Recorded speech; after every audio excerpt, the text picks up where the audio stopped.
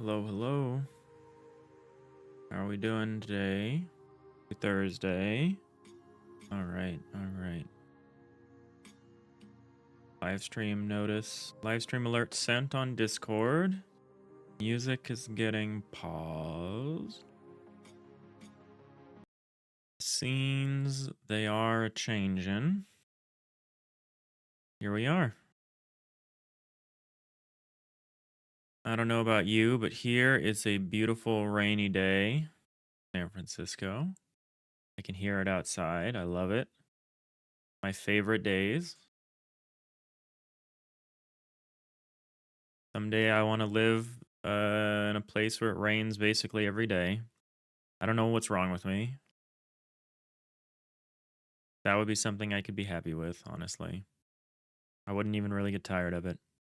I know I say that now and people are like, well, just wait till you live in a place where it rains every day. And I'm like, I'm serious. Not kidding. I love it. All right. So what are we going to do today? You know I don't have a plan. You know I just hit the go live button. We did some stuff yesterday. What it was, I don't even honestly remember. So let's just run the project and see what's going on. Oh yeah, we changed our little outline. This is like the maximum build area.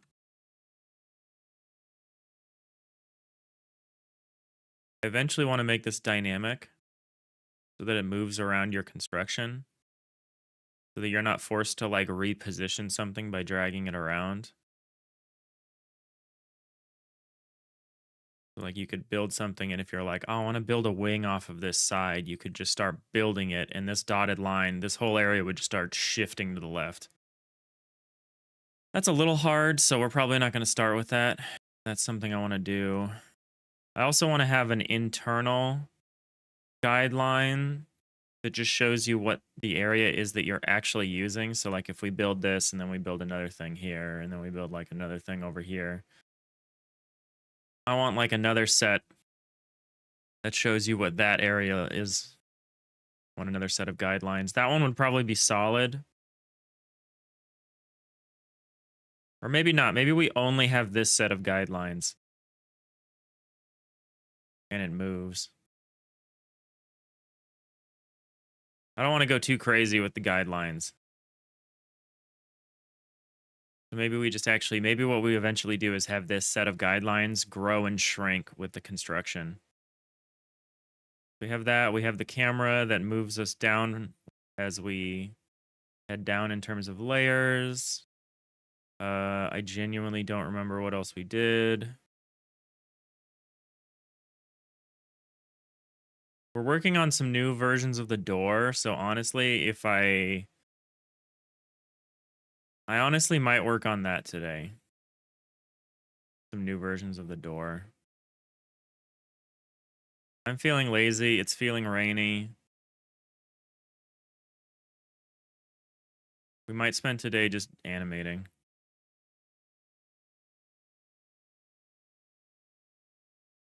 It's been really quiet.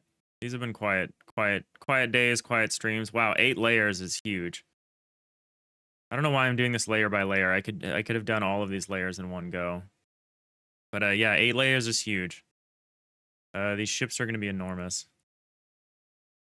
I gotta improve this cutaway system a little bit.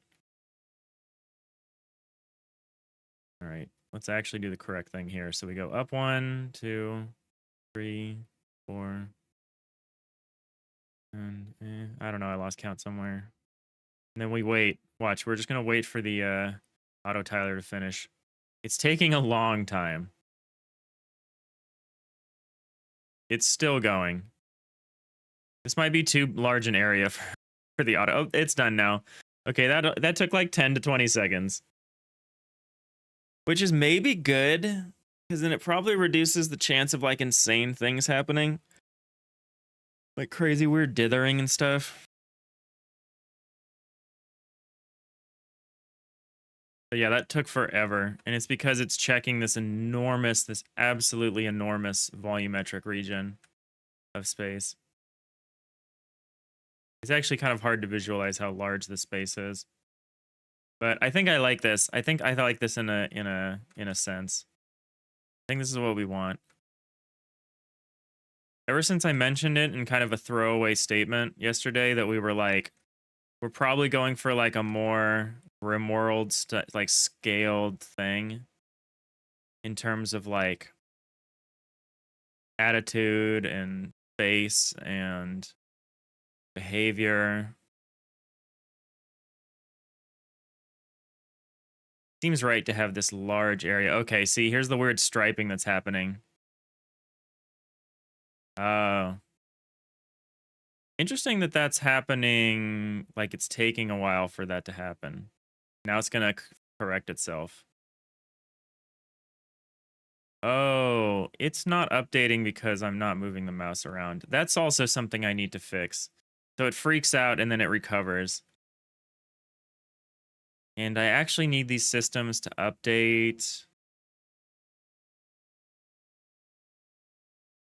I need to change the criteria by which that updates. Because it actually won't update unless I start moving the cursor around as a way to prevent it from firing off like every single frame. But I actually need it to do that. It won't. Interesting.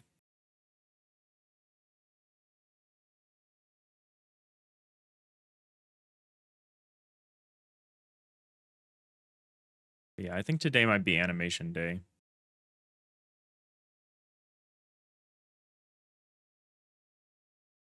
Because even if I wanted it to update every frame, I would need...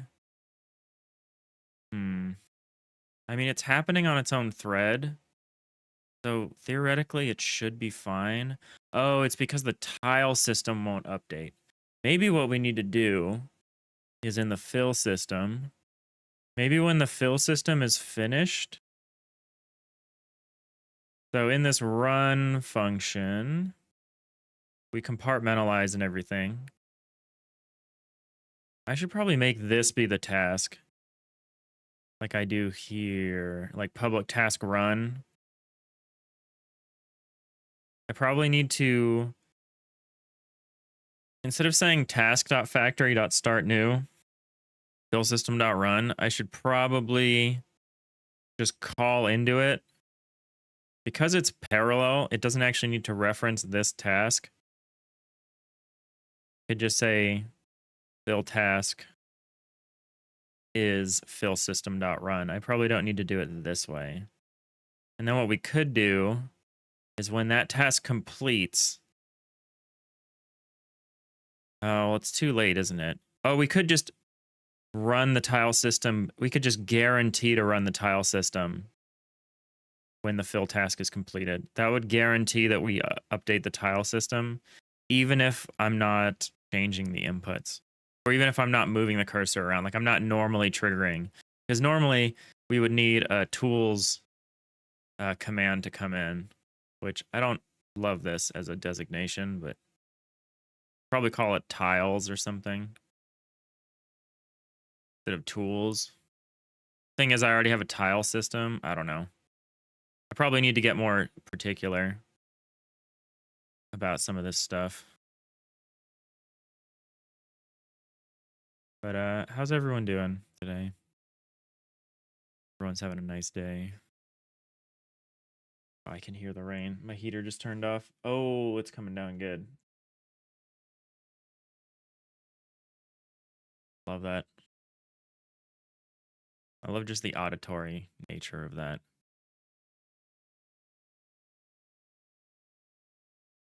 So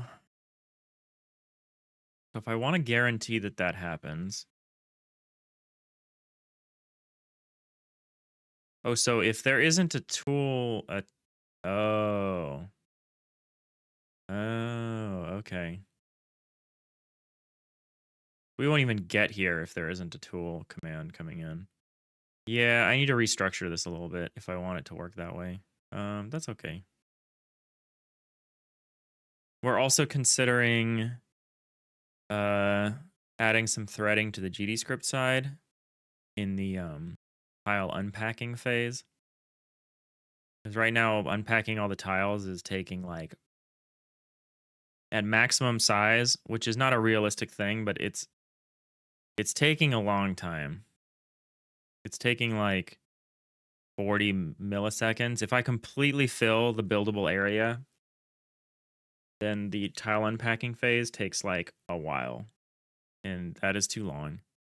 So we need to split that up, and I just haven't decided whether I want to do it by using the thread pool, the thread worker pool, worker thread pool. Put it on multiple threads, or what we would probably do is we would put it on the worker thread pool and put it on a thread per like entity. So like per ship. So if we're updating like 4 different ships, that'll put that on 4 different threads.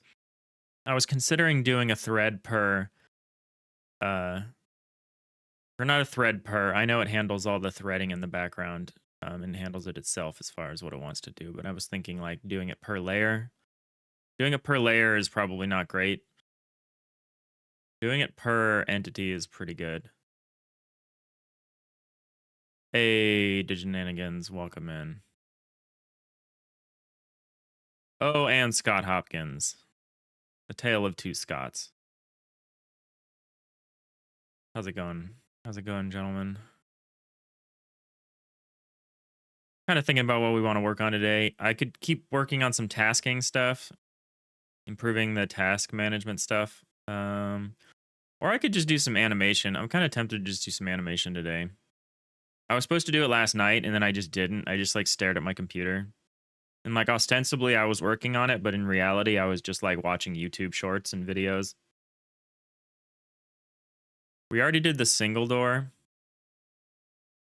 So we did a new version of the single door. Because like the old version of the single door is this. It's thin. It's relatively thin. Still pretty thick compared to the walls and doors that we were looking at yesterday as part of my stream anniversary.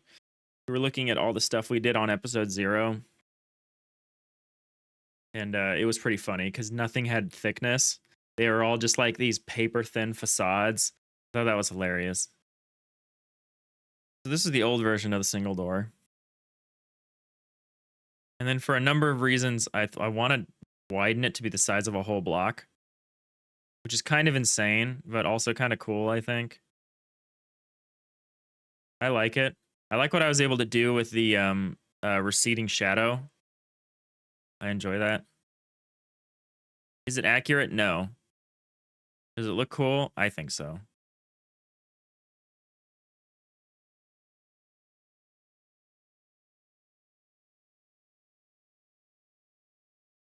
When we draw these, we just kind of have the sense.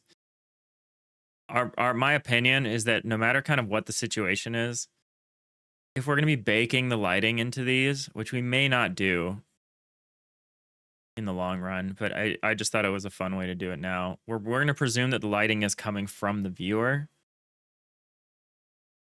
and hitting the thing. That's just a nice way to keep it straightforward. Is that realistic under all circumstances? No. Will it probably be good enough for now? Yeah. So I was thinking about working on the double door today. Do the same thing for the double door. Redraw it at that increased thickness, and then maybe try to integrate them into the game. Be an easy thing to work on today.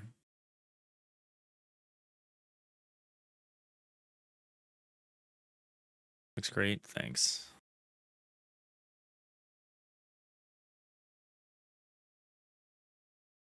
We had a couple changes between the two. Oh no, we didn't. That actually is exactly the same, isn't it?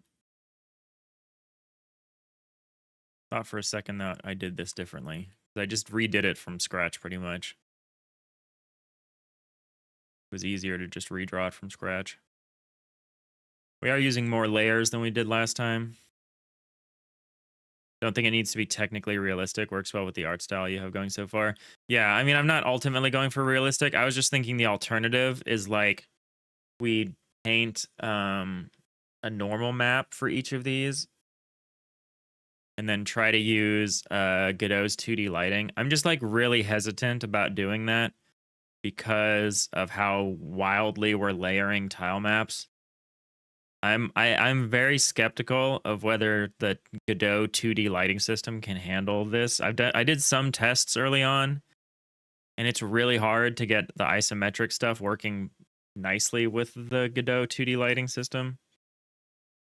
I'm tempted to just not bother and kind of do stuff ourselves. Obviously, that's way more work, so I might change my mind eventually. But I think for now, that's kind of what we're going to be going with. So yeah, I think this is going to be a chill stream where we just animate this thing.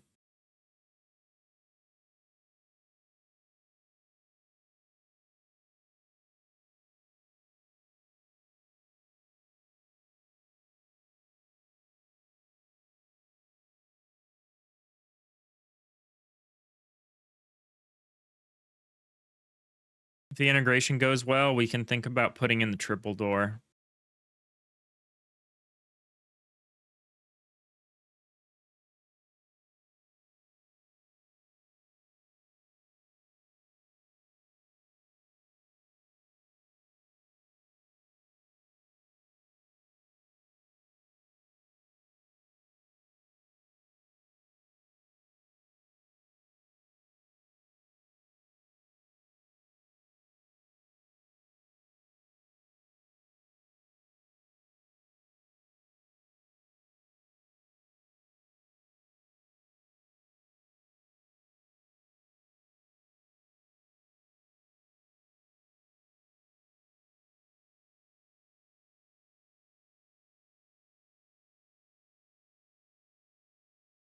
I used multiple layers, but I didn't do it in such a way that it would be like really easy to do this. It'll get easier. Like, why am I even bothering with this? I can just do it like this. So we need to move this whole thing over by one. Bloop. Hide the back. We move this whole thing over by one. We're going to fill in the gaps here.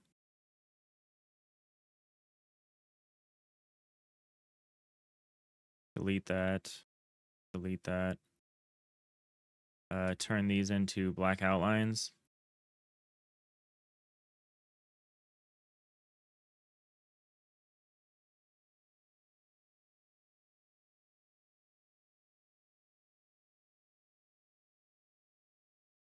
That's frame one.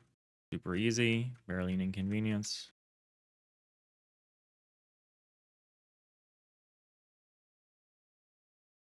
This one, same deal.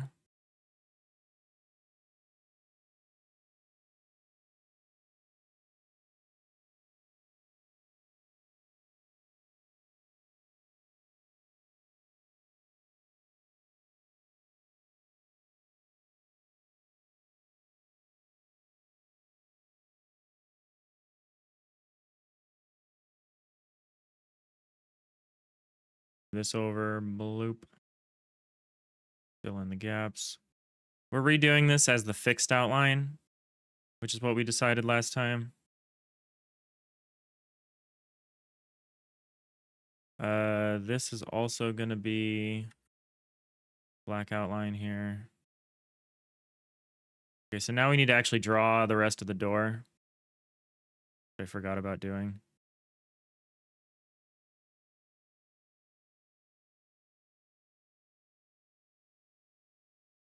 One, two. Okay, that's because that's receding along that line, right? Or get rid of these. Now we need to copy this structure over.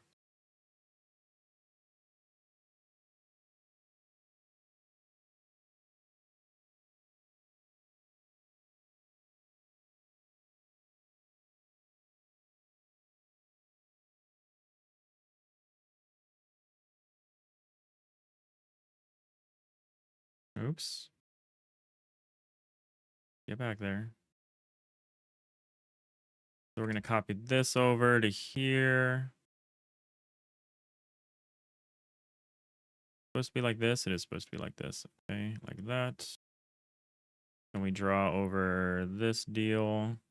2, 3, 4. 1, 2, 3, 4. 1, 2, 3, 4. That's not quite right. This needs to be thicker.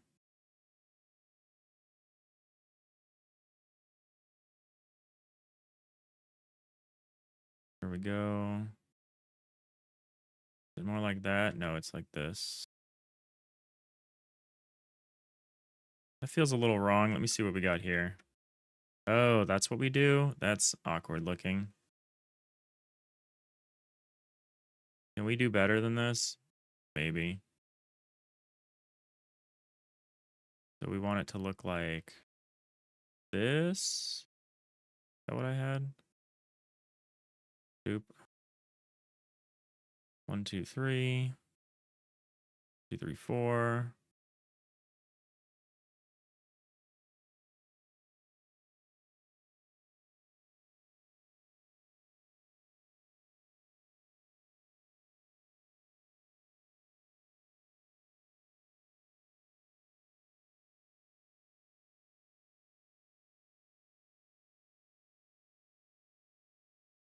Oh, a little weird. I overdid this.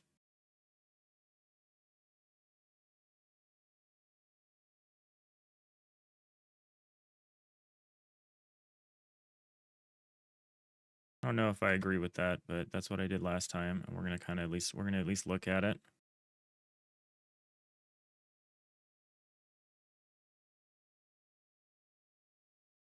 It's been a long time deciding how I wanted to do this last time, so I don't want to immediately disregard what I did, but we're gonna just do it and then look at it with a fresh eyes here or whatever. I don't know.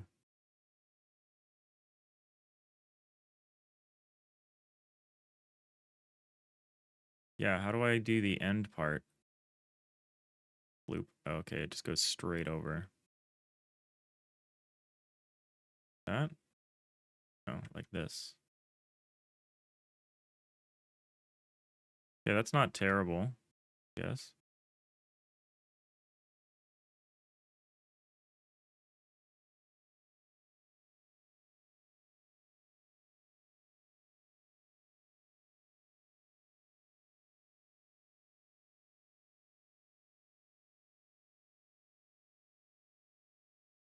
That's what we had last time.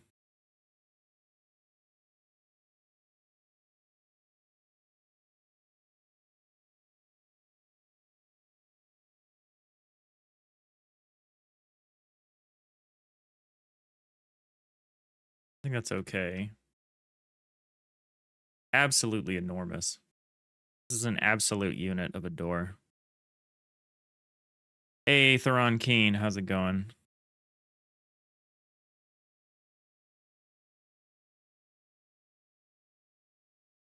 How's your game dev? How's game dev life going? Or just life in general?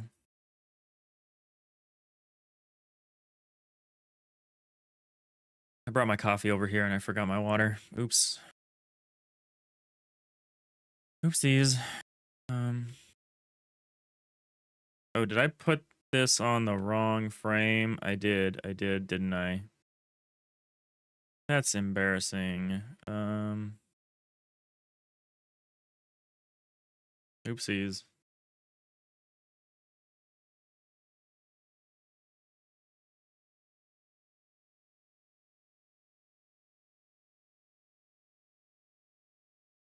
We're gonna make a new frame.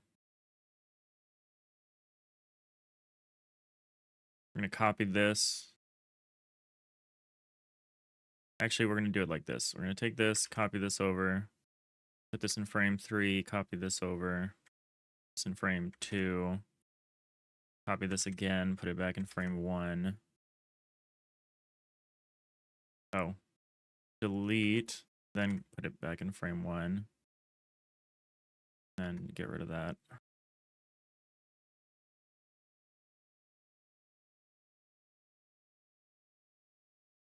Hold on. Oh, I did this wrong. I'm so bad at managing this. So what do we got here?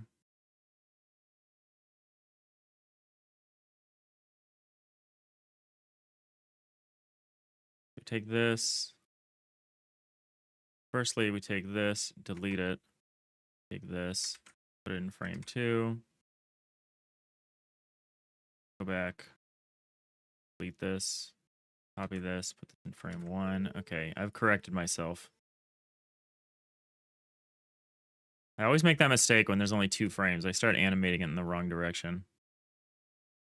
Maxim, hello, have a great stream. Thank you, Maxim. Welcome back. Appreciate it. It's a rainy day here. We're just kind of doing animation today. We're animating some new doors. New, quote unquote. We're animating some slightly different versions of the doors. Theron, you've been taking a break for like 4 days to play stuff and relax. Nice. Got to start animating your cow in a bit, though.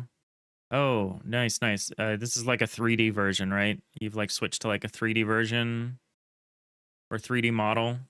And you're going to animate it and then like turn it into a sprite, like Dead Cell style. Is that what you settled on doing? All right, so we want to take this.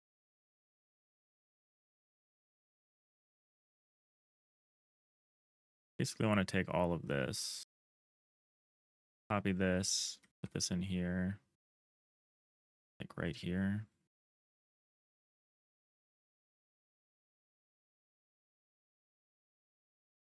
Amazing how much smoother this looks as long as I don't change this line, or this line. It's like as long as the lines that are in the direction of the movement stay static, the movement feels more fluid. It's super weird. I'm learning things. It's like I'm learning things about animation. Turn the front door on again. So we're going. So it looks like that as we crack the door open here. Okay. That's different than how, I guess it's consistent with the other way of doing it.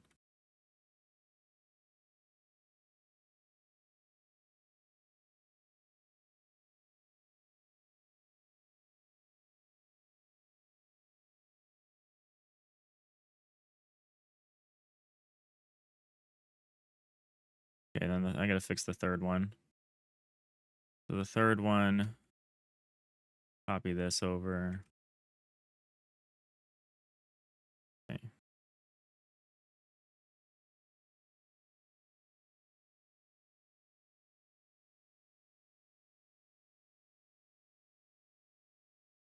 Yeah, you were originally trying to edit a free model from the Unreal Store, but instead decided to make one in Blockbench. Easier to animate there rather than take the time to learn Blender better. Oh, for sure. Your 3D cow looks good. You're happy with it? Hell yeah. Drop it in the Discord when you want to show it off. I'd love to see it. Theron, you were going to make a sprite sheet from it. You might still do that, but also you can have Blockbench just skip interpolation between keyframes and animations to make them very choppy. You might just convert your game to 3D on a flat plane just to use the cow model as is. Oh, interesting. Yeah, I've been watching someone use Blockbench as well on their own project. I've been watching them work on it in a co-working stream. It's been nice. I am tempted to use it. I have no plans to make any kind of 3D game, and I'd be hesitant to just use it in a jam, having never tried it before, but it looks really cool. Definitely on my list of things to try. So we're gonna do this. Now we're gonna grab this again. Can I just use the magic lasso to be like this and this? Oh, this and this and this. But not this. And this and this. And these. And not this. Not this. Oh, but definitely this. Bloop.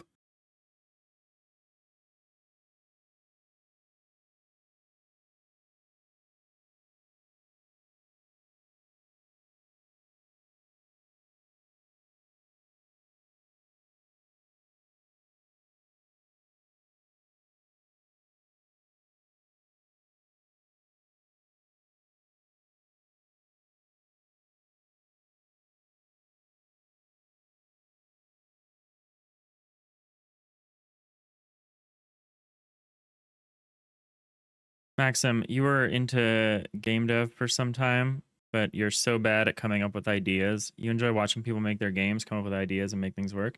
Nice. Yeah. Um. Yeah. I don't think. I think I would. I'm gonna put a pin in that.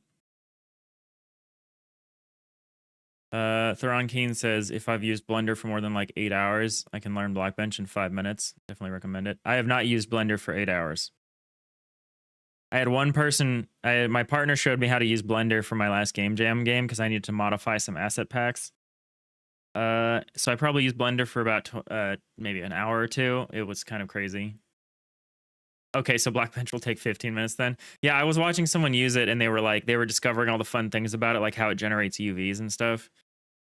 And it generates a whole texture for you that you can edit directly. There's so much cool stuff. But back to what Maxim was saying. I think if you're going for like a commercial game product that actually you're trying to make some money off of, obviously the game idea matters. Obviously you need to spend time prototyping and like thinking up a game idea. But I think if you're just doing game production, like if you just want to make a jam game or something like that, I do think execution matters more than the idea. Like I think you can have kind of a mid idea, or maybe the right term is like derivative. I think you can have a derivative idea that is executed very well and it turns into a great game. Because a lot of people, they don't want a game they've never played before. They just want more of a game they already like. Maybe they want it to be a little different. Maybe they want some things they don't like about it fixed, or they want like a little taste of novelty. But I feel like most people want a game that's like majority something they are already familiar with, and then there's like a small bit of difference. There's enough difference to spice it up. So I feel like you could get really far just doing stuff that's kind of on the more derivative side of things, and I don't think people would mind. I think people would actually like it. I think it's kind of weird. I think people are weird like that. Now, to your face, they'll tell you that they don't want that. They'll be like, this game is derivative. But I think behind the scenes, they'd actually like it a lot.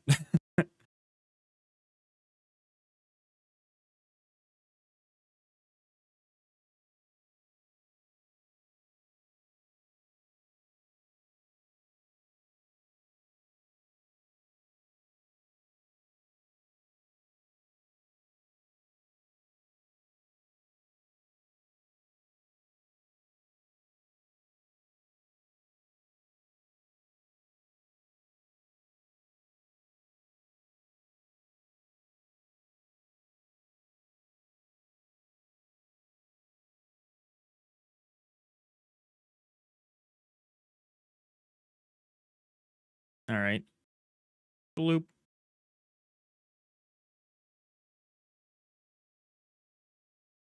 Thoron. Oh, yeah.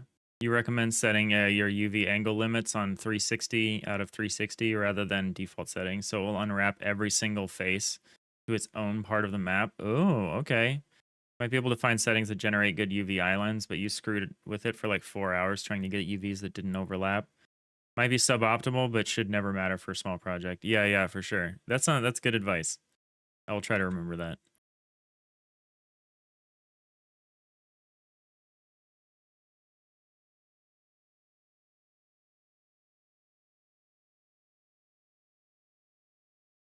All right. We're doing it. Doors are opening.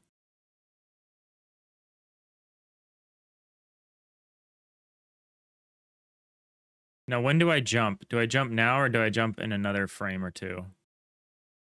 When do we jump here? 1, 2. Oh, we're moving the whole. I gotta not look at this one. I gotta look at the fixed outline. regular. Okay, so we go past this line and then we go down. That makes sense. That's what I'm doing here too, right? Yeah, okay. So one more frame of just going to the right or left. Just one more horizontal frame, then a horizontal plus vertical frame. Okay.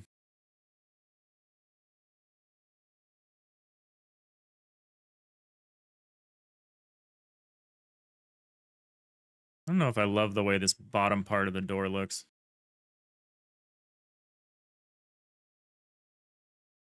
No, I guess it's okay.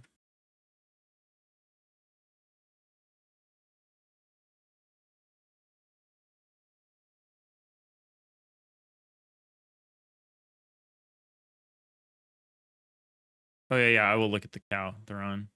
Sure. Maxim, exactly. You've seen lots of games with marketing like, you know this game, you also like that game. We did both in one. People enjoy it because it's something similar. Yeah. Yeah, exactly. I mean, that's kind of why the headline to this entire, series is making an FTL like in Godot. I mean, there's plenty of people that show up and are like, I have no idea what FTL is, but I like Godot or whatever. But a lot of people are like, they come in and they're like, more FTL? Yes, please. I should probably be more upfront about how I'm trying to make it bigger and a little different, more like a Rim World than like just a pure FTL style game. But I think that will become more apparent once you can see more of the game operating. I think for now it's better to invoke something like FTL. The psychological thing, people don't always enjoy new things. No, exactly. It's hard to sell someone on something new unless it's very clear like what kind of what kind of needs or wants you're addressing. All right.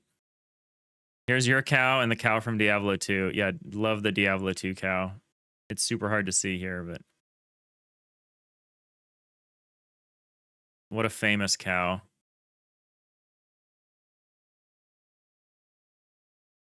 And then this is your 3D version. Nice. Yeah, that'll definitely look way different. Are you going to try to like I guess that is your choice, is you either go 3D or you just pixelate the hell out of this.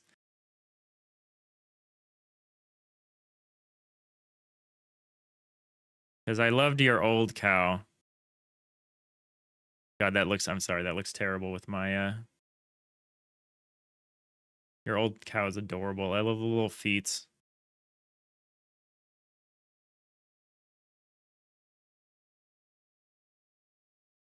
It's very different. Good though. Nice cow. This is in Blockbench? A lot more texturing to this than I thought there would be.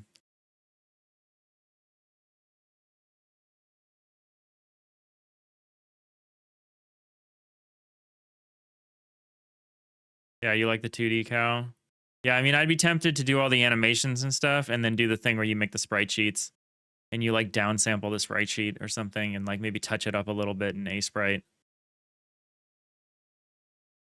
Just to give it more of the crisp 2D pixel art look and less of the like sampled 2D look.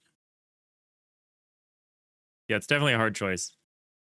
I think it definitely is easier from an animation standpoint to do it in 3D, regardless of whether you turn it back into 2D or not. Next frame.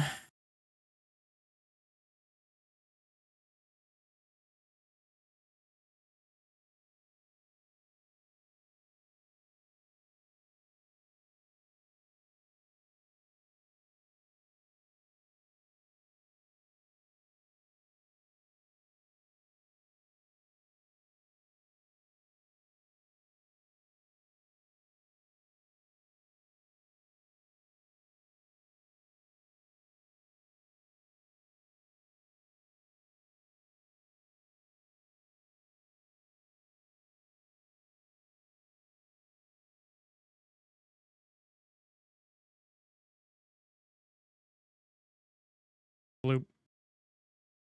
Oh, I messed that up somehow.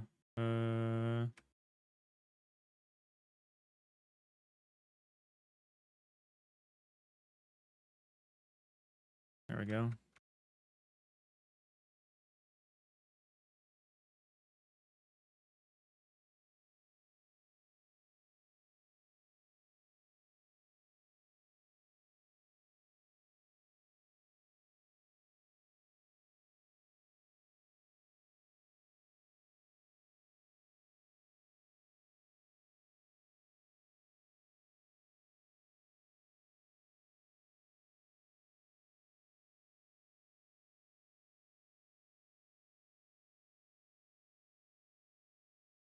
But yeah, Max, and my point was also like if you like doing game dev but you don't like the idea phase, just do like the Randy school of game design, which is like you take a game that you like and then you change some aspect of the presentation, but otherwise you just exactly use the design.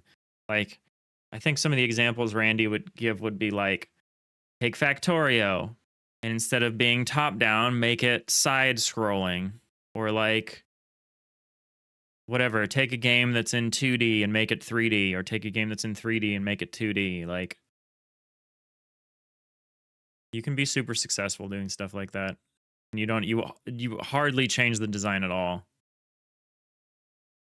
You could do what I'm doing where you're like, I'm going to take a 2D game and make it, ostensibly 3D and change the design, but like I don't think that's required.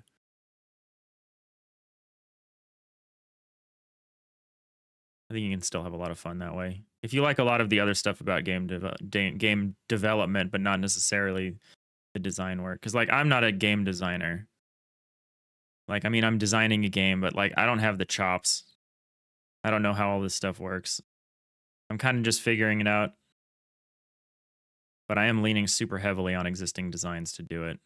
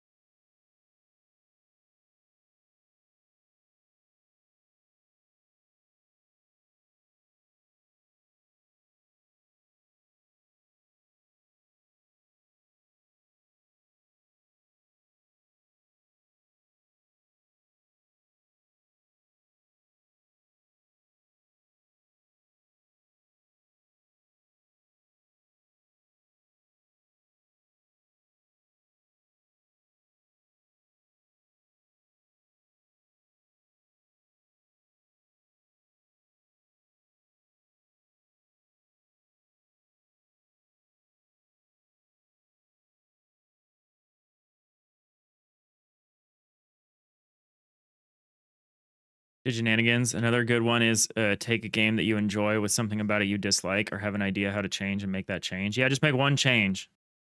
Think about how everything else could be adapted based on that change. Yeah, make one change and see it ripple out. I mean, like, obviously, if you're like making a game that's going to take years to develop, that's maybe like you can make one change and almost nothing changes. You could make one change and it ripples out across the whole rest of the design.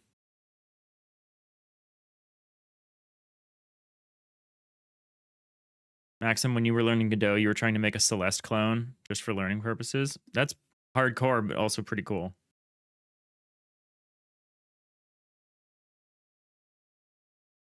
I think another thing you can do, Diginanigans, which I think I've liked the result of, but this is definitely hard. This is like not the easy thing to do. This would be like hard design hard mode, which is like you take a genre that you don't like and you try to do something. You just confront the things that you don't like about it and try to. There's a lot of people I know that have made some pretty successful games in a genre, and people ask them like, what were your inspirations and stuff, and the designer will be like, oh, I don't like this genre, like I don't like games in this genre, and you definitely have a fresh perspective. I'm kind of chickening out from that because like I was like when I was considering this game as a turn-based game, I evaluated turn-based games a lot of them, and I had to come to the like turn-based tactics games, and I had to realize that I don't like turn-based tactics. I just don't. I don't like turn-based. There's a couple of turn-based tactics games I really enjoyed in the past, like Into the Breach, which is basically a puzzle game, and like Invisible Ink. I really enjoyed Invisible Ink. This jumping 2 pin? No, it's not. Okay.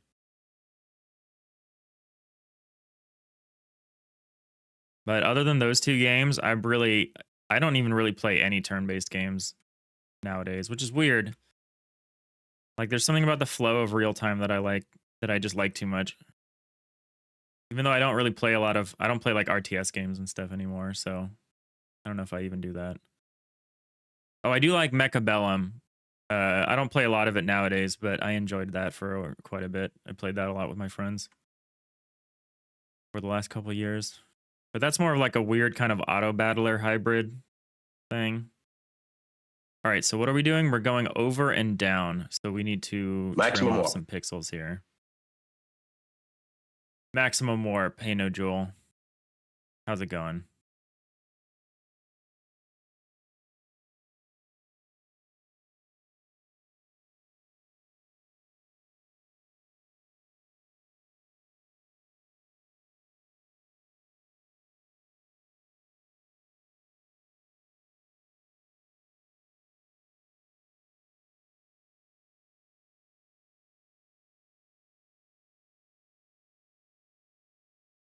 Okay, so here's an awkward thing. We're about to do this and it's going to get kind of weird. So we do this over by 1, down by 1. And it leaves this little thing. We probably just trim this, even though it's technically should be there.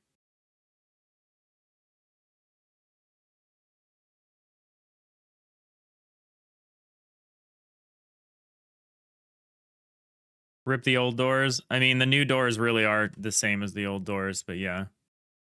Like, there's really not much of a difference. Also, going on here. The new doors are just thick. But otherwise, they're like exactly the same. Okay, I do the same trick here to avoid the extra little pixel just being stuck out. You know where I don't do that, though? I don't do that here. Like, there's a moment where we've got just one little gray. I guess it's an interior pixel and not an exterior pixel, so it's not as noticeable.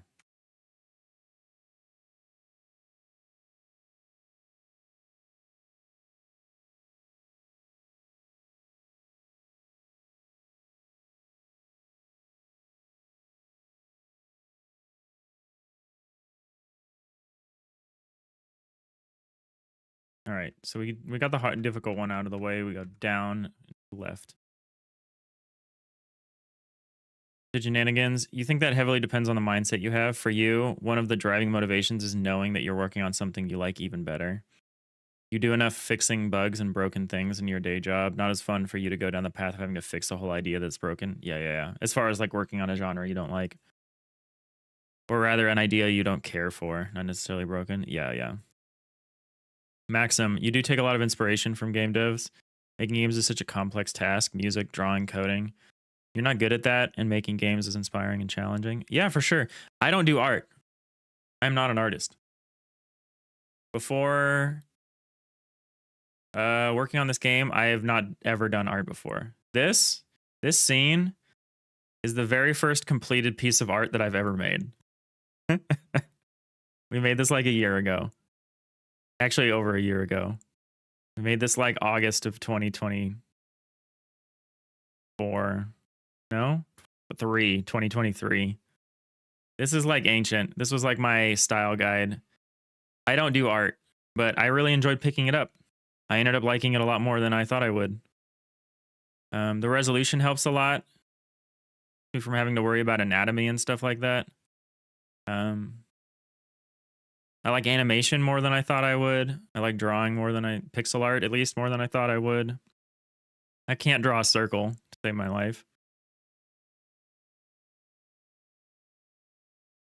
Diginegans, there's a broad spectrum of complexity, but it can easily be one of the most complicated forms of dev. Yeah. Game development is definitely one of the most multifaceted forms of development, just because of the totality of the final experience. Like if you're making a website, you don't care about like what the like auditory vibes of the website are. If you're making like I don't know, Yeah, there's a confluence of factors that go into game dev that you almost never see all of them together in another environment. Really, you would never otherwise have to worry about quite all of them simultaneously. Hey, Fusionist, how's it going? Happy Thursday.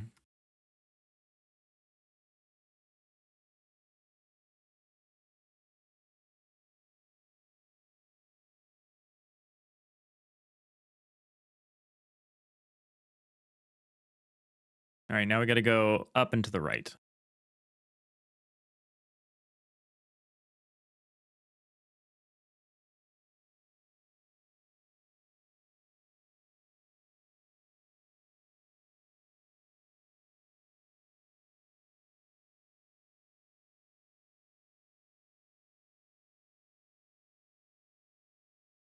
I wish you could Magic Lasso would like mix with the selection tool so I could drag and then it will like Magic Lasso the area I drag. Oh, maybe that's what the lasso tool is. Maybe that's exactly what the lasso tool is. I'm using Magic Wand.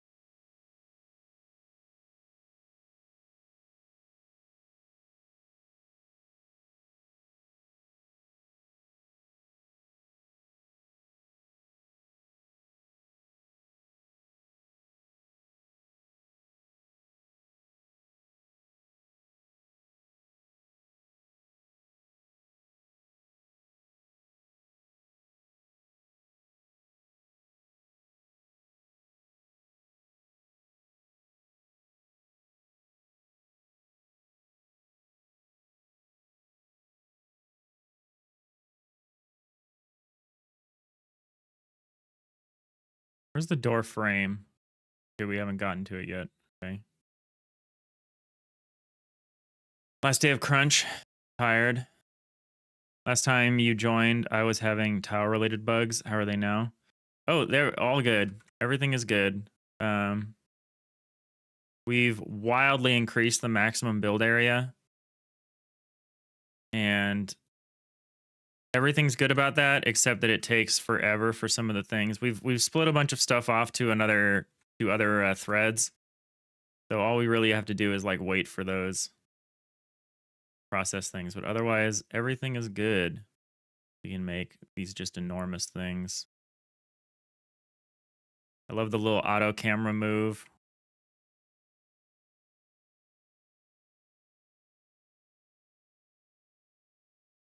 Love that little camera assist.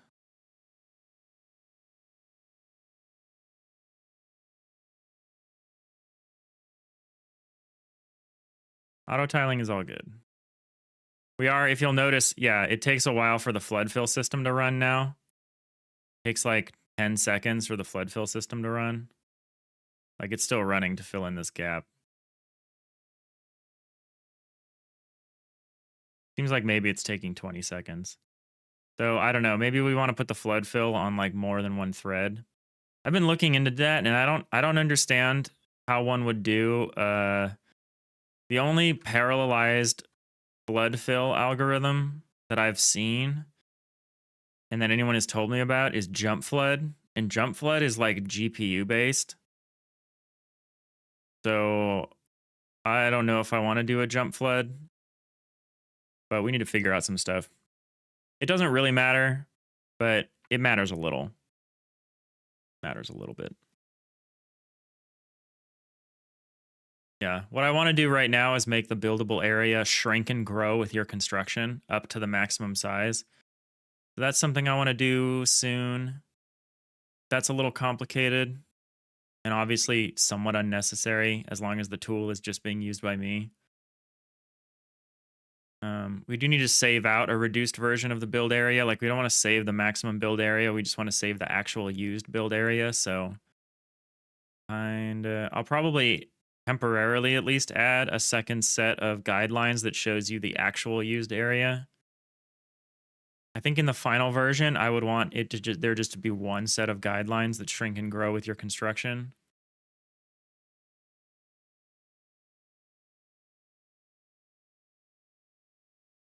Fusionist, you're surprised it takes that long right now? It's a wildly unoptimized flood fill algorithm. It is like the least optimized flood fill algorithm. So we could work on it. It is also, instead of, it used to just be checking a 16 by 16 by like, I don't know, 4. So it used to be only checking 1024 blocks. Now it's 64 by 64 by 8. So it's checking a much larger volume. Now it's checking 32,000 blocks instead of just 1,000. So it makes sense that it's taking a while. It's also doing it all on one thread. No, Jewel, you have to do a lot of smart pass through and highlighting when looking for something in your spaceship in the future, right? Yeah.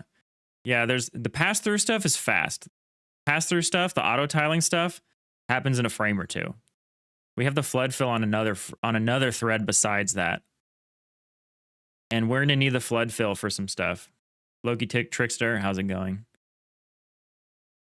The flood fill stuff we're going to need to track things like, well, I don't know. I don't know if we're actually going to need the flood fill for it. We need it sometimes. Like if there's a structural change, like let's say someone opens an airlock. Well, we could probably handle the airlock thing differently. But like, what if someone blows a hole in the wall of a ship? We need the flood fill thing to be able to tell, you know, how air is moving, like whether oxygen is getting sucked out of the ship, or like how is fire propagating. Like we need to figure out how we want to do some of that flood fill adjacent sort of thing. And we could probably use some special case stuff. We could probably make some optimizations around that. But yeah, we're going to need some form of flood filling. We could probably do something more tree-like.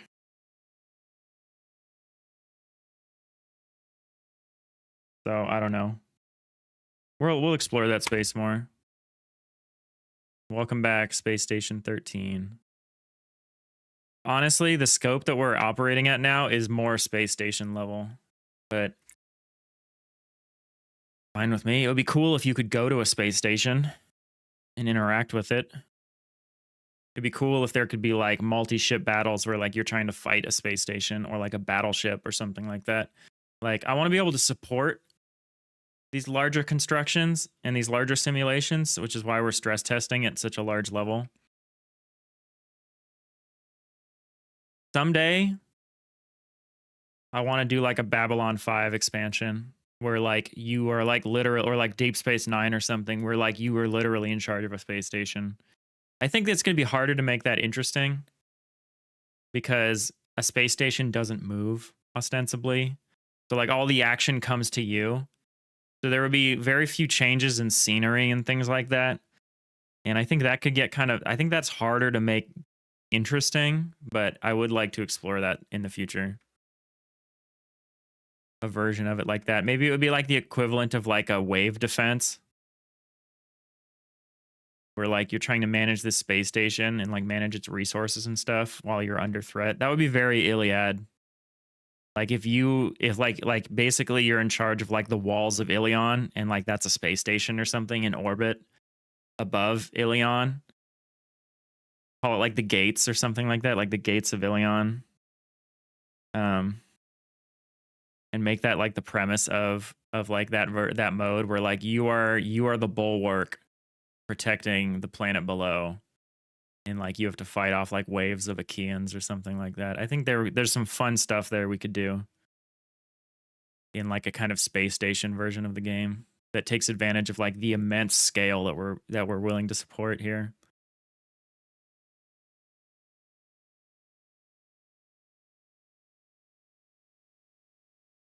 I also kind of want to support vertical ship design, so we might eventually support an area that's 64 by 64 by 64. But we would need some really efficient processes to be able to handle that. That would be quadrupling the supported area volume again. Over and again from the 32,000, it would be like whatever that is times 4, 128,000. instead of just 1,000, which we started out with when we were doing the smallest version of it. But yeah, I don't know.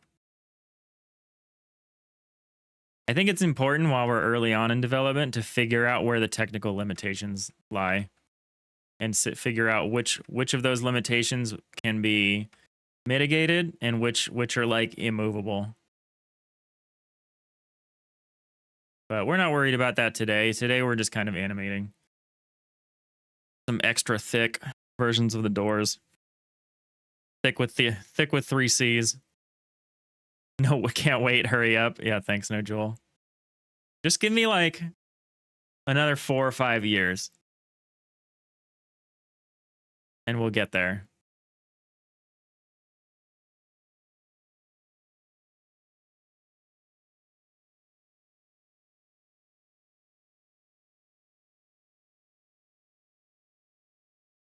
The goal for this year, though, is to just have a single ship combat. Like one-on-one ship combat. That's all I want. I want like you to be able to control one ship, have another ship next to you, and just like interact. I want to get the tight core loop implemented this year, which is a tall order.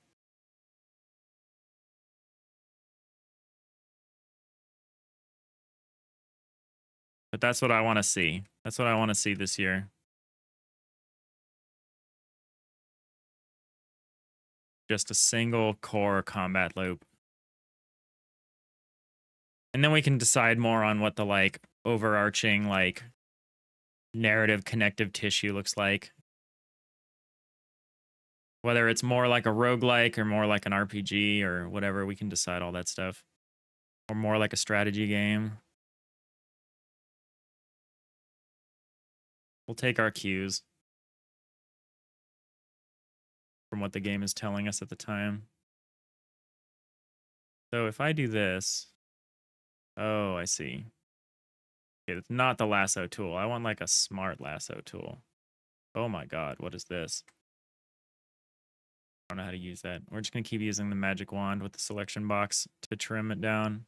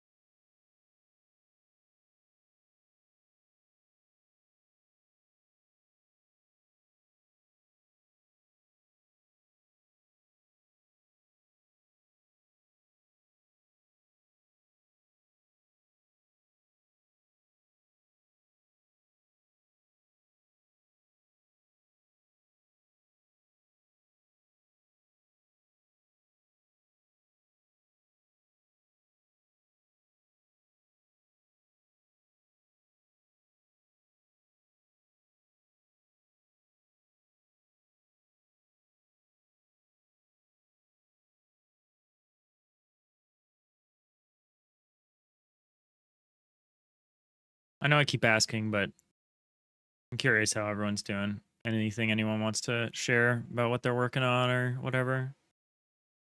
Stuff they're struggling with. Oh, Jesus. I did this on the wrong frame again. Why do I keep doing this?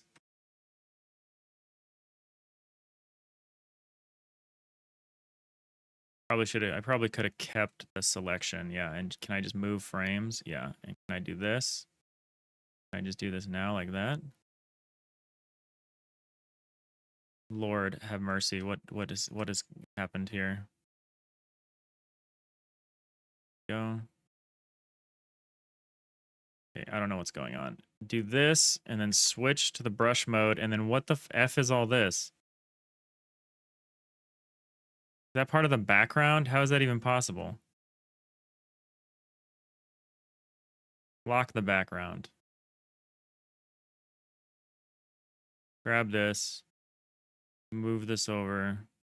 Undo that. There we go. Okay, we figured it out. Crisis averted. I keep making these edits on the wrong. Oh, I had like every frame selected. I don't understand how that's even possible. And yet it was. So let's be very clear that we're only selecting this frame. Move it over. Like, it's cool that you can select more than one frame, but God, I keep messing it up. There we go. There we go.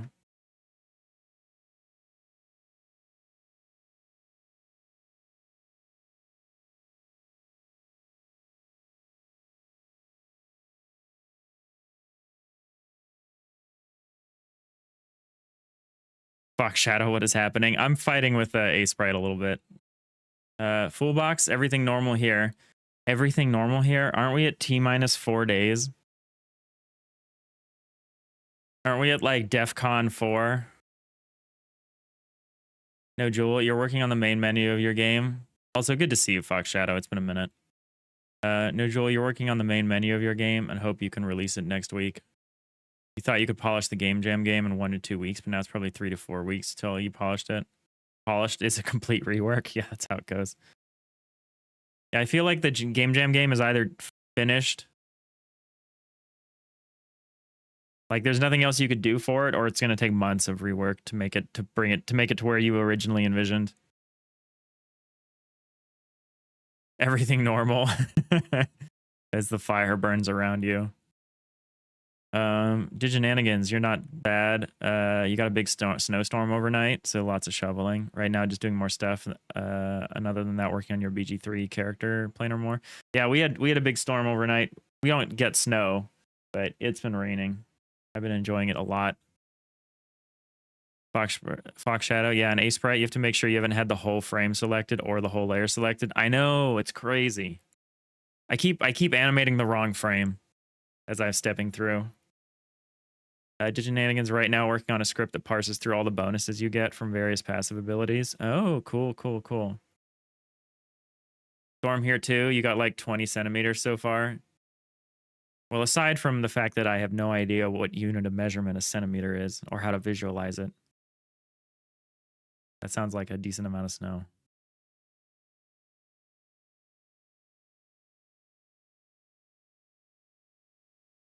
Yeah, but how many maple leaves is it? Is it like 1.5 maple leaves? Is that like the standard Canadian unit of measurement? I shouldn't make fun. We use the most convoluted measurement system in the world. Sideways or stacked? Oh, that's a good point. I didn't clarify. 1 inch is 2.54 centimeters. That can't be right. Oh no, that is right. Okay, yeah. I had it backwards in my head for a second, but no, that sounds right. What palette is that? This is my own palette, and it's kind of hot garbage. I'm not gonna lie. I tried to do like a good color ramp, like after watching a few Adam C. Eunice videos. I tried to make my own color ramp, and it's kind of hot garbage. But I can't bring myself to rework it. I made it like a really huge ramp because I wanted to. I feel like we're gonna need to do our own color, like our own lighting. But the color jumps are just too weird. Some of the color jumps are too subtle, and then some of the color jumps are like incredibly jarring. So I need to rework this. Or what I should do is I should probably just give up and just make my own, or and just get an established good palette. You're a mechanical engineer. I do trust you. Adam C.Y. is a legend. Yeah, what little I know about pixel art, I learned from Adam, for sure. All right, we're going over again.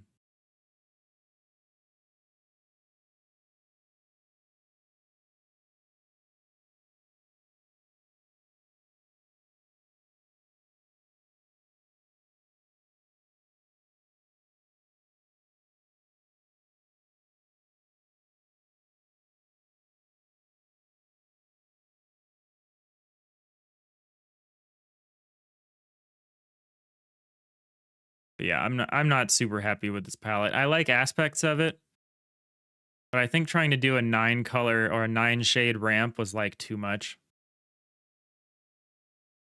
And I think the luminosity ramps pretty correctly, but I tried to do the like color shift. So we go from like dark red to like light yellow, but it means I'm missing a bunch of colors. Like I don't have any light reds or dark golds. and like oranges are only midtones. So like I'm missing a bunch of colors. So I don't know. I've got to reevaluate what I want to do for that.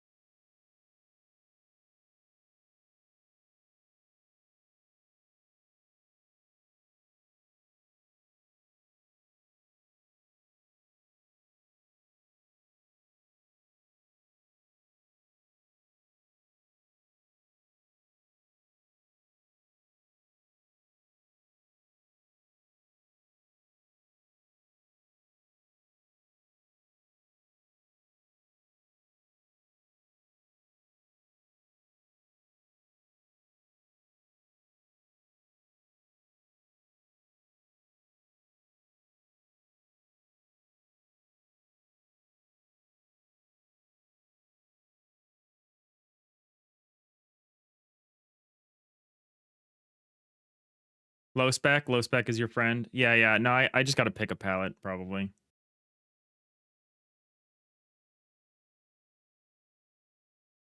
Looks like a good base for a palette. If you find the jumps jarring, make tweaks in HSL color space. A lot easier to fine tune than an RGB. Yeah, that's a good idea. It's just I have no experience in color theory, so it was a mistake to even try. And so before I get too far into this, I should really just pick one. Like I went to this whole talk about typefaces. So went to this whole typeface talk at GDC last year from this expert. One of the points from the expert was like, don't make your own typeface.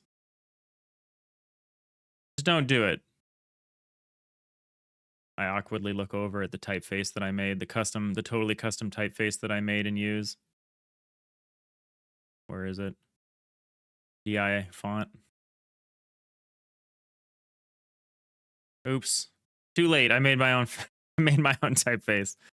But I acknowledge that I can't use this in the game. Like this can't be used in the game. Like it's fine to use for my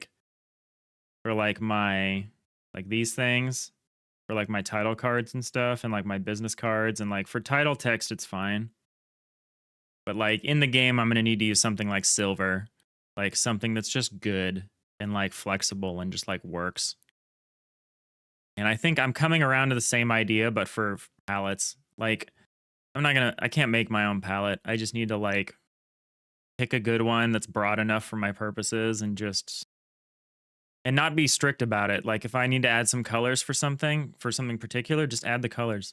Like use more than one palette. Like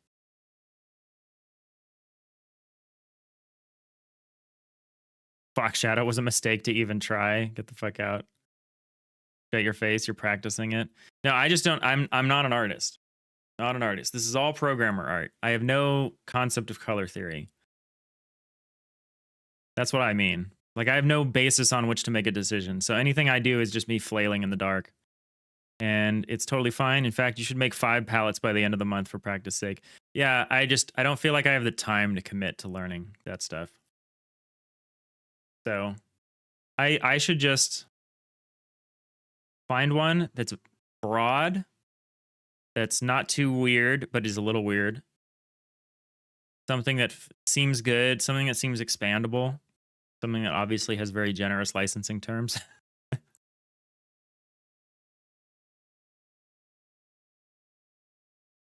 Like I think practicing something for the sake of learning is great. But as an indie, obviously your big limit is time. Or as a solo.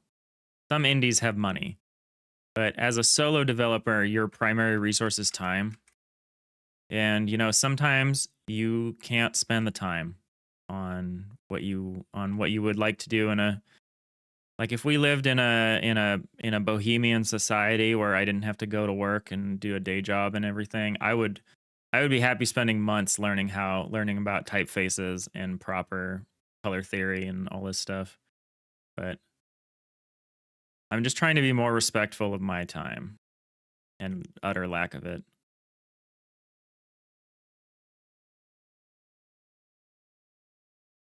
So yeah, I think it's cool to learn about this stuff. And I wish I had the time.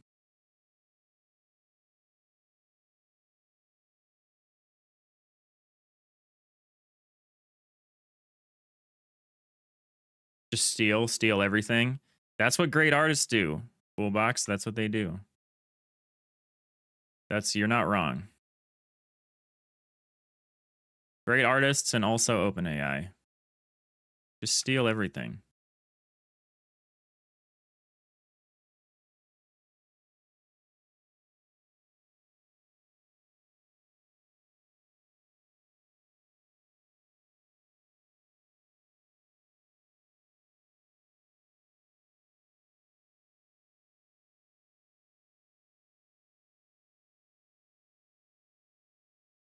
Fox Shadow. It's pretty good palette for your first time. You had the right ideas. Not as bad as you think. No. I think you're right. I did do some research. I watched at least one video. And I did try to do did try to manage the luminosity jumps as I went up, and I did the thing where like you kind of move to the right or to the left. Is it always to the right or to the left? I feel like it's always to the left. Yeah, so you can kind of see I'm kind of moving up and to the left to some degree. So I'm trying to do the color ramp part. It kind of curves out in some cases. I could just smooth the variances between them, and I think that would go a long way.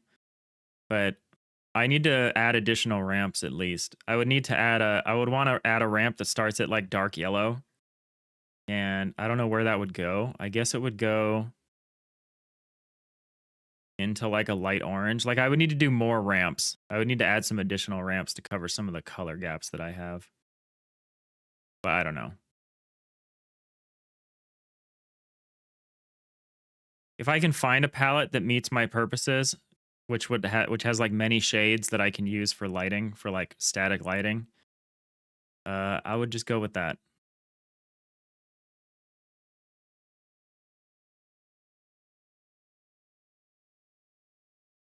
You got your palette from Low Spec Toolbox. Excited to work with another palette though. Yeah.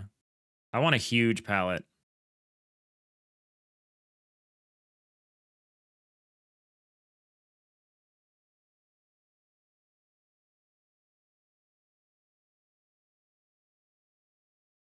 I'm letting myself get distracted here, but that's fine. We're having a rainy day. We're having just kind of a chill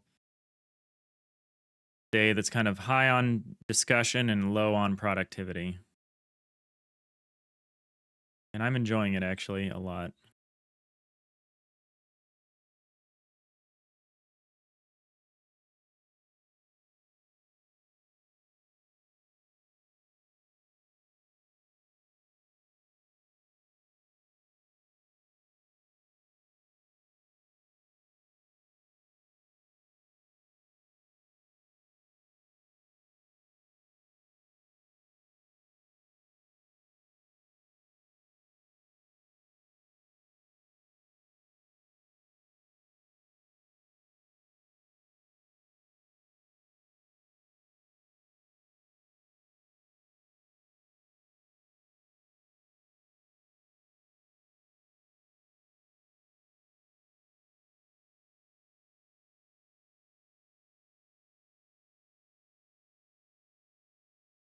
No Jewel.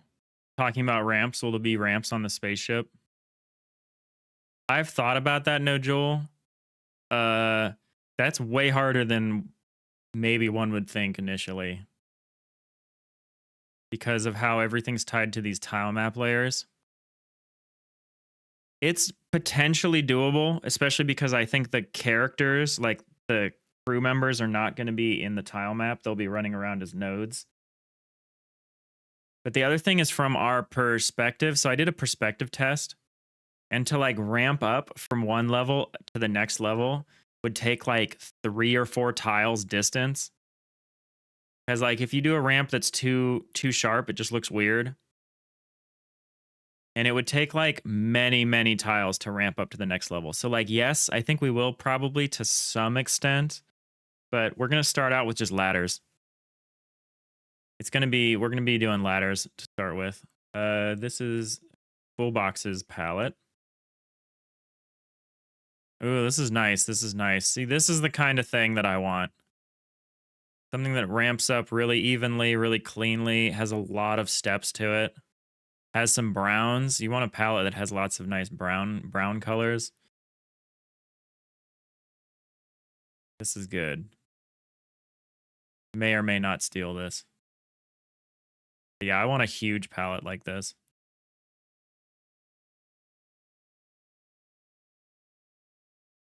Maybe I should just be going to Pixel School. I feel like I read all of this. I don't think I did it though. I think I pick and choose some stuff from this. Pixel School. Yeah, oh yeah, I didn't do this. This is something you have to enroll in. Palettes. Yeah, we'll go palette shopping at some point. Maybe we'll do it on stream.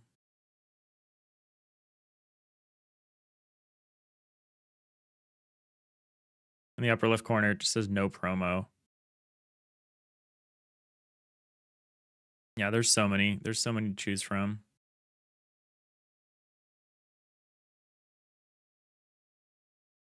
I really like ones that are like that really have a lot of attitude and that are like constrained, like this one.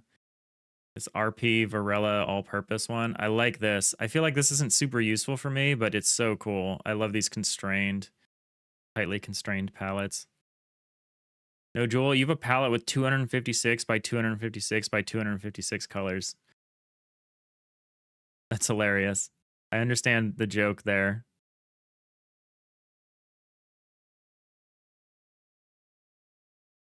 Apollo is good. This is Adam's palette. I could probably use Apollo and be like really happy, actually. That would probably be really nice and stylized. I would like seriously consider this one, I think, actually. Apollo is so good. 31, this is really good too. Yeah, maybe we'll go palette shopping. Some point relatively soon. Try some different stuff out. I have tried ones like this, like AAP64. I actually really like AAP64, and that one's actually built into Godot, isn't it? Like if I make a new file and I load palettes, or I load, what do I do? How do you just pick a yeah, oh, one of these. AAP64 I think is quite good. AAP128 Splendor, or Splendor 128 is also pretty good. Like these are just so, they're a little too constrained and they're missing some things. Like there's no dark red here. Like there's some colors that I feel like where it is there are here. I think AAP64 is pretty sick. I think this is a good palette.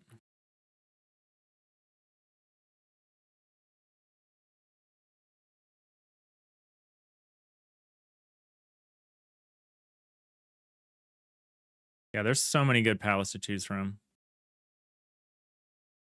We're gonna, yeah, I don't want to worry about it too much. We also might choose different palettes for different like factions or something like that. We might get a little out there, add some, like if you want someone to look really truly alien, put them in like maybe a different color spectrum, like put them in something that's like like you can't reconcile, something like that. I think that'll require some really intelligent choices design wise. I also don't know if I can even do aliens. I don't know if I can animate aliens. But yeah. I want to just get back to, well, I don't like that, but I understand why that happens. Actually, I don't understand why this happens. What's going on here? Oh, maybe I do understand why this is happening.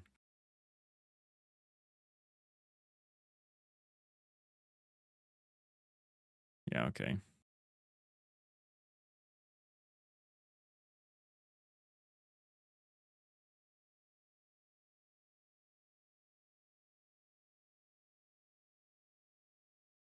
Well, box small palettes are hard to use. You need to know what you're doing.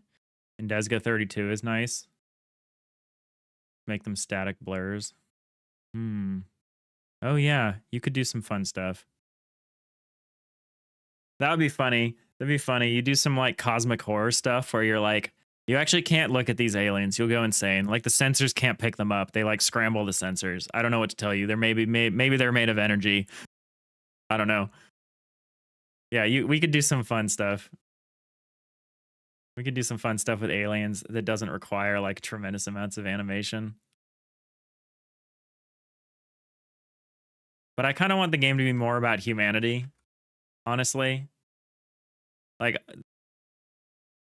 when you see aliens in like Star Trek, they really just serve one purpose, which is to spotlight either the differences or the similarities of like humanity and like people. But like there's a very particular use and purpose for an alien in something like Star Trek, and like I think I would need to be intentional about that. Unless I just made some like cosmic horror or like bug like aliens that were like truly alien and weren't meant to be like a sentient like counterpart to like us. I don't know. I'm not big enough into phenomenology to understand how to do that well, I think.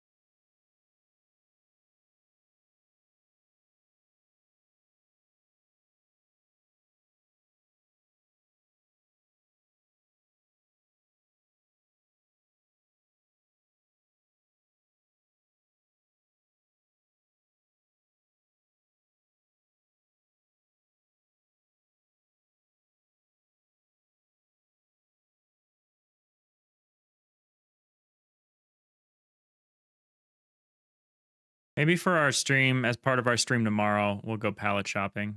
Unless I just straight up run out of things to do this afternoon. Try some different stuff.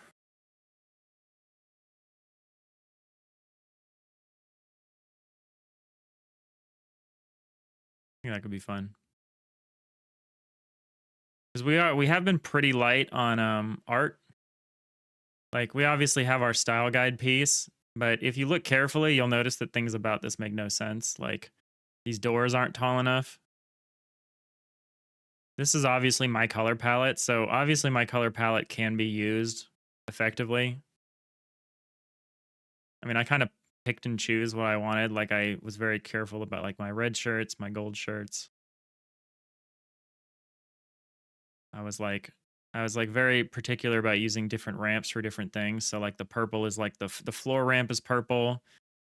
The screen ramp is the green one. The furniture ramp is the blue one. Like I kind of have a limited set of ramps and I kind of use them all in here. I kind of use the whole buffalo.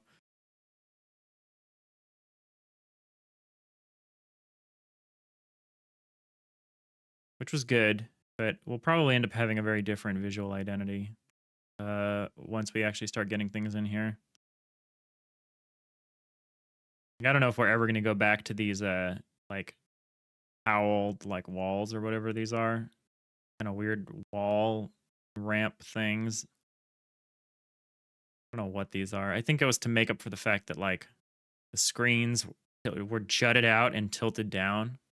So they needed to like be attached to the wall in some way. I don't even know if I would actually do that now.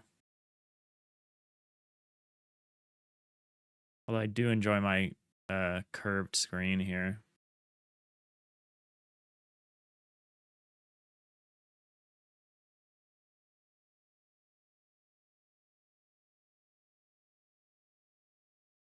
That's not what I want. This, here we go.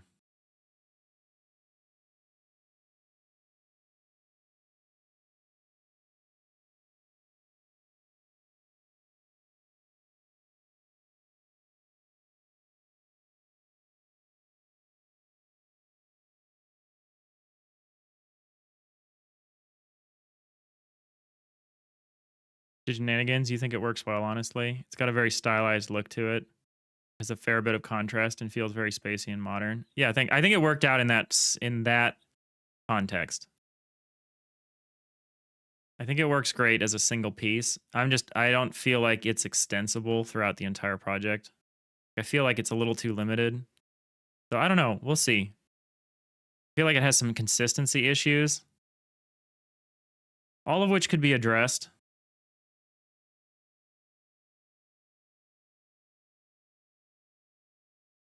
But I don't know. I'm tempted to just try something else.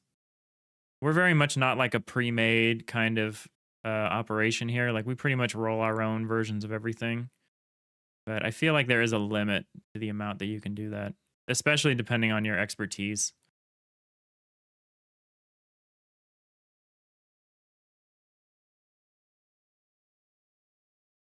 of which I have none.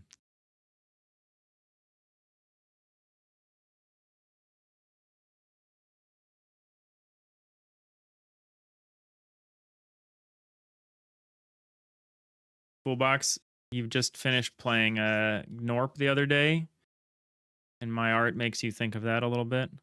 Diginanigans, the only critique you would have on the people is they don't stand out much compared to the background. No, I agree. I very much agree that the people don't stand out enough compared to the background. I think part of that might be my fault in that I did a lot of post processing and I did it very haphazardly. So, like, here's something I never show. Here's the raw version of this image before we apply any post processing. I think it's a little better here. I still think it's a bit of an issue, but it's definitely better. Post processing, I did really butchered it. Kind of wild to see this version of it, huh? This version is crisp.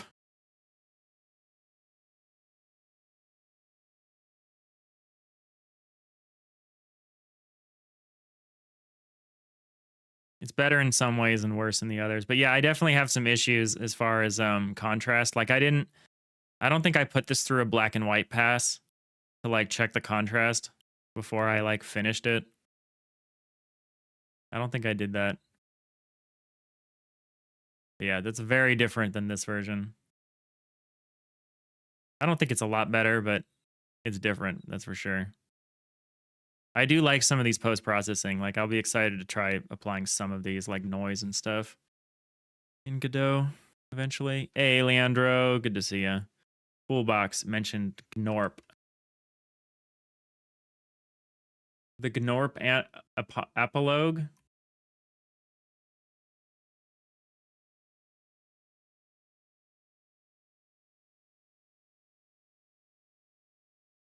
Oh, I've seen this game. This is like kind of a almost like an idle game, isn't it?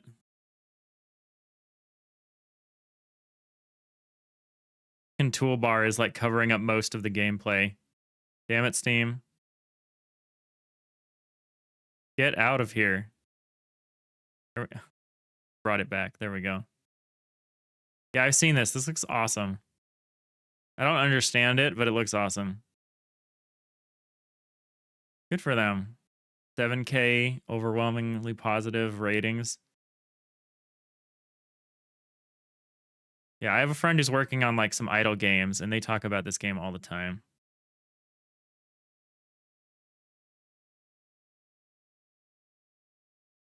Super cute. You'll be sad to see it's very different. Does have some similarities. No, it seems very cool. Yeah, it seems to be mostly like almost like gives it to me it's giving more of like CMY kind of colors, like it's giving that kind of almost pastel kind of look to it. Interesting. Yeah, I should play this at some point. That seems like a fun thing to put on when you just kind of want to zone out and just kind of watch stuff happen. How are you doing, Leandro?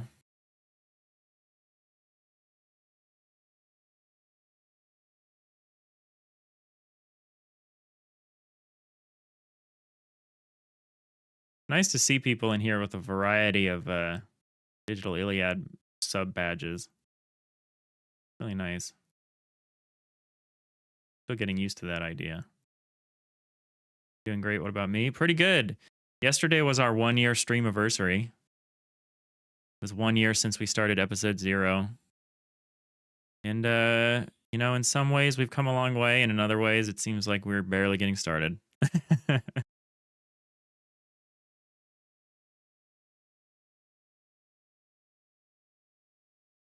Thanks, No Jewel. Yeah, thank you.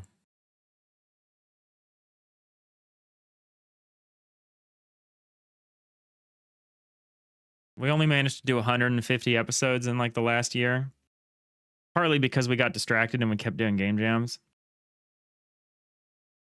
This year I want to do it like over 200 Iliad streams, FTL-like streams. I don't know what you want to call them. Game still doesn't have a name. The problem. It was always intended to just be Digital Iliad, but now I feel like that would be tough. Oh, spotted an error.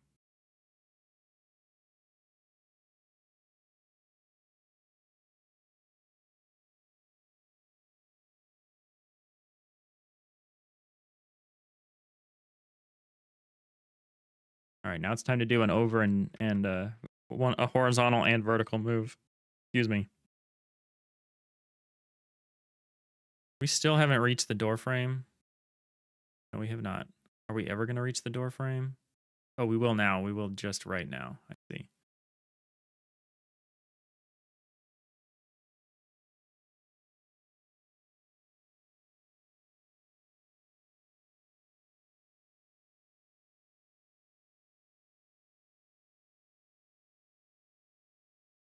Does that mean 1 year of development on this project, you mean? Approximately, yes. Approximately. Not exactly.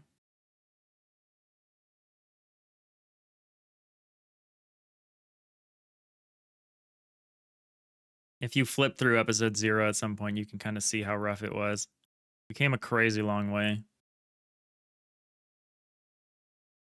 I can show a little bit. Oh, look, we're live. Look at us. Oh, look, a couple people subscribed to us this stream. Thank you. Thank you, people. So, like, look, this is like what we had. Look how thin and trash this is. This is all laid out by hand. Look at the complete lack of outline management. Like, what's even happening here? This is like what I had by the end of like the first episode, which was only an hour. Some stuff was alarmingly similar to the way we have it now. Like here's the character outline that we still use. And the character, like, we haven't touched crew animations at all in the last year, and that's kind of sad. But we've done so much, otherwise. Funny that the outline, I had the outline shader in place episode 0.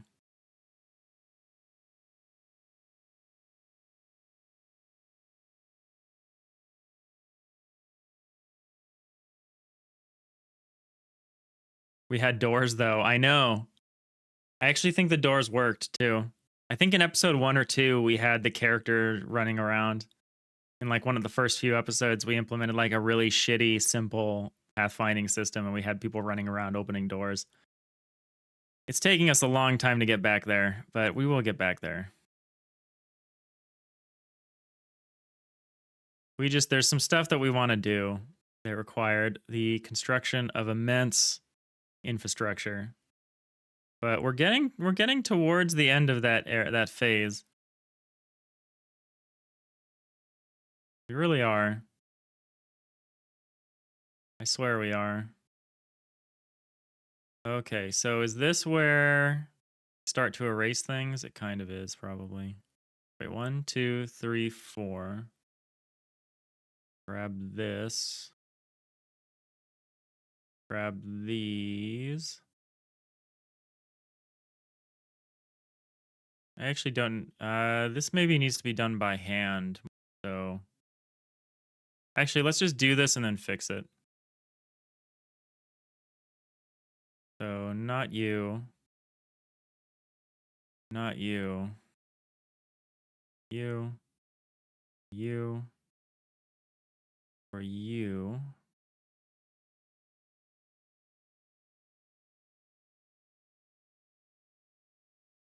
So we go over 1. Oops. But yes, you. Okay. Over 1. Down 1.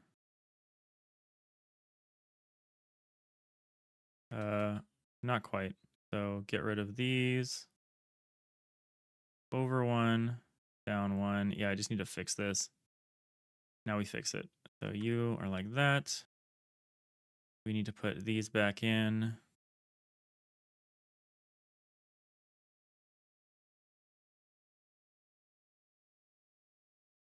We need to figure out how the door is dropping. So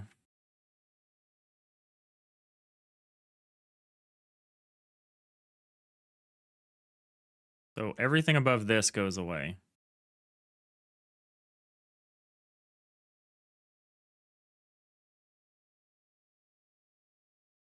You feel like the door reworks is a monthly thing? It's not far. Not far from the truth. You thought you had doors working in your game?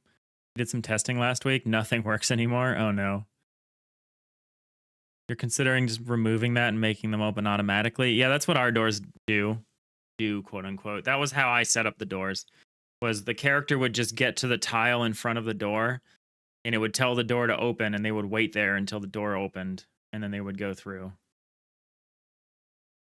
I think that's what I like to do. I know that I could have a thing where as someone path found through a door, they could tell the door to open in advance so that the door would be open in as like by the time that they got there so they wouldn't have to wait. But that's like, to me, that's like a, you don't want your system to work too well automatically.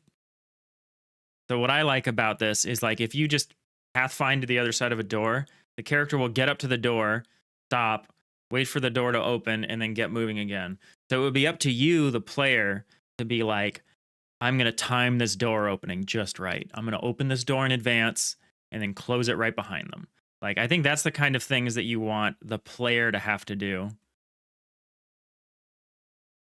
Like, I feel like I was reading something about the Sims Legacy collection and like how originally the Sims AI was too good.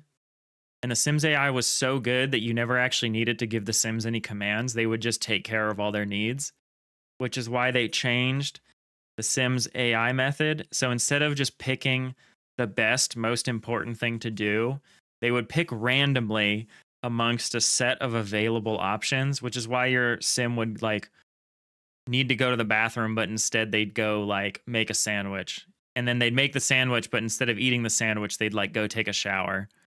Like they would literally pick randomly. And it was so that the player had an opportunity to like optimize the motion of the characters. Otherwise, there was like no reason for the player to be there, and the game just played itself. And I think that's really important. Keep in mind that sort of thing.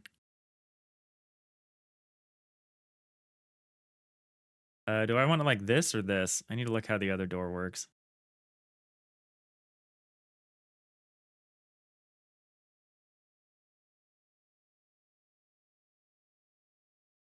Okay, it works like that. So with that in mind, we would do it like this. Yeah.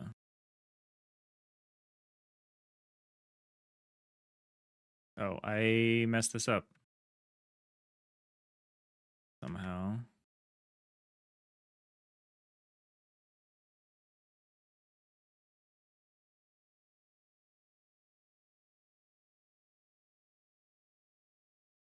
Oh, and in that case, we do bring this down one more.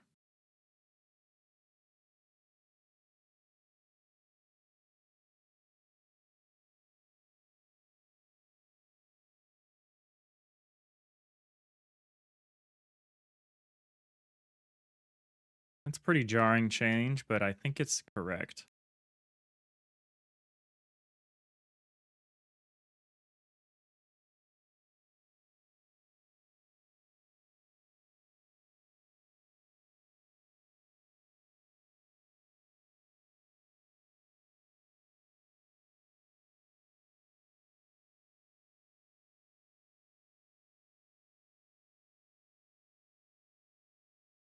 All right. Fox Shadow, palette design stream. Let's go. Yes. Yeah, maybe we'll do that tomorrow. I've been really tired this week. I've been like sleeping in. I don't totally understand why, but I've been really tired. Maybe it's the weather. Maybe it's like my day job has been like really busy this week. It could be a number of things. I've been drinking a lot more caffeine this week than I normally do. That could be it. There's so many things. The body is too complex a machine to really be able to fully understand why you feel one way one week versus another. All right, so now we got to do the same thing here. We got to do the up and to the right. I know some people like watch me do this kind of stuff and they're like, your workflow is so trash. You could be doing this so much more efficiently, but like there's an extent to which I kind of enjoy this kind of busy work. Like I like, especially when I'm streaming, I kind of like being able to do something a little mindless. Like it's really helpful for me. Do that, that, that, that.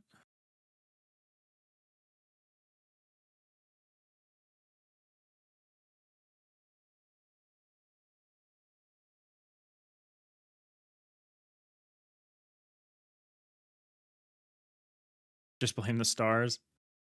Some people do that. Yeah, let's blame various celebrities.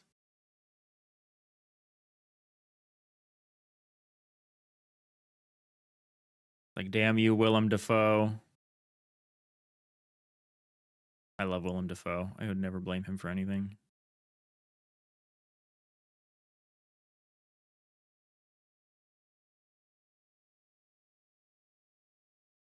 That's me purposely misunderstanding your statement, by the way. Which is a really bad habit that I have. But I get yelled at quite a bit. What is happening here? Wrong.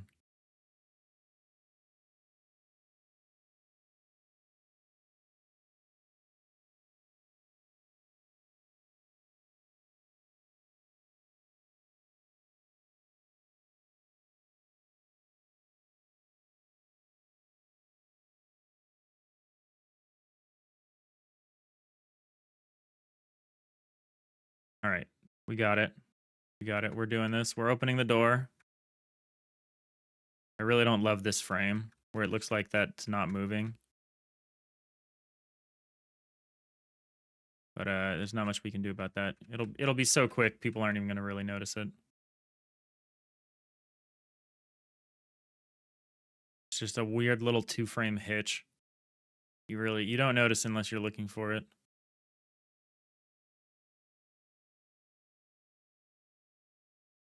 And these doors are thick.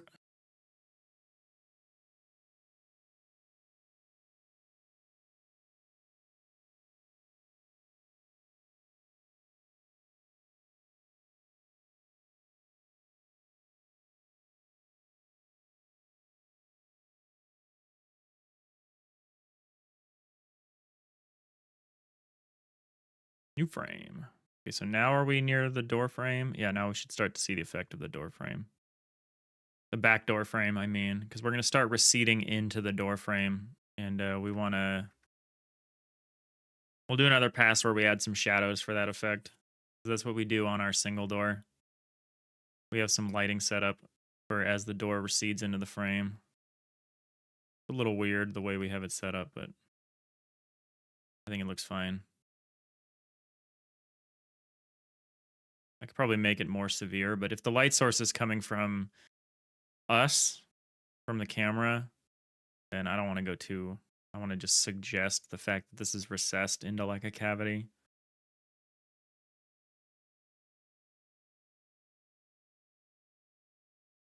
You know, we might actually start moving away from the hard outlining as a thing. Eventually. Not now, but I see some problems with it. Especially for like the actual outline of the ship against the space backdrop. That's going to look like such trash. Unless I just make every backdrop like a nebula or something. I have to rethink that. That's fine, because even if the actual outlines go away, the outline is just suggestive of like a texture change. It's suggestive of like the edge of a texture. Maybe we'll still do some inner outlining stuff, like for the doors and things. I don't know. We'll have to figure that out. I like outlines. I think it's actually a lot harder to draw without outlines, especially at this kind of scale of pixel art.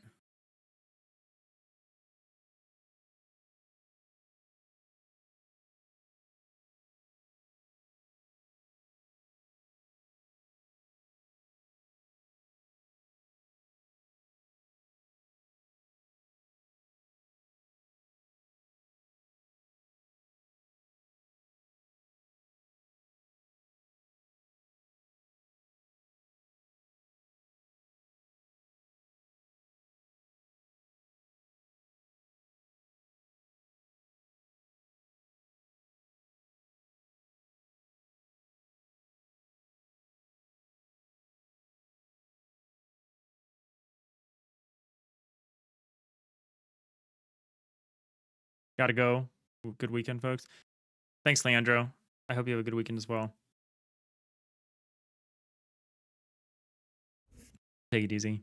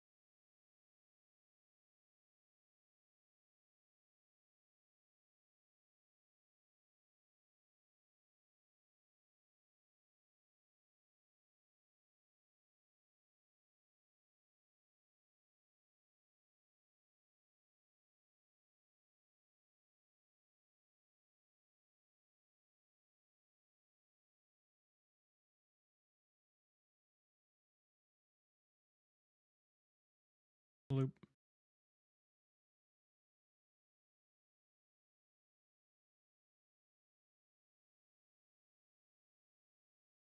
Oh, I spotted another error here.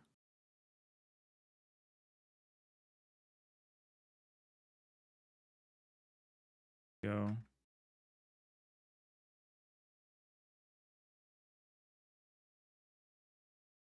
That's looking good. Can we see the door frame now? Yeah, okay, we can start to see the door frame coming in.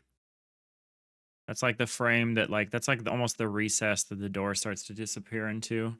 You don't really see it very much now compared to the way you would with a single with the shorter doors or the narrower doors, but we'll see it a bit.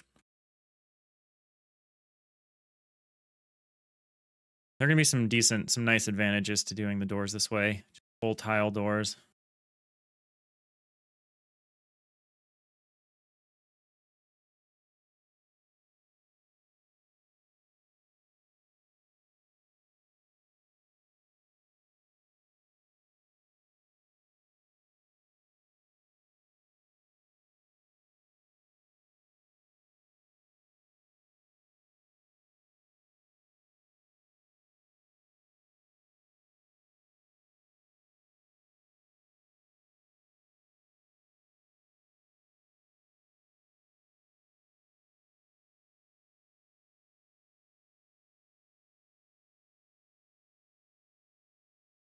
Oh, that is the wrong color.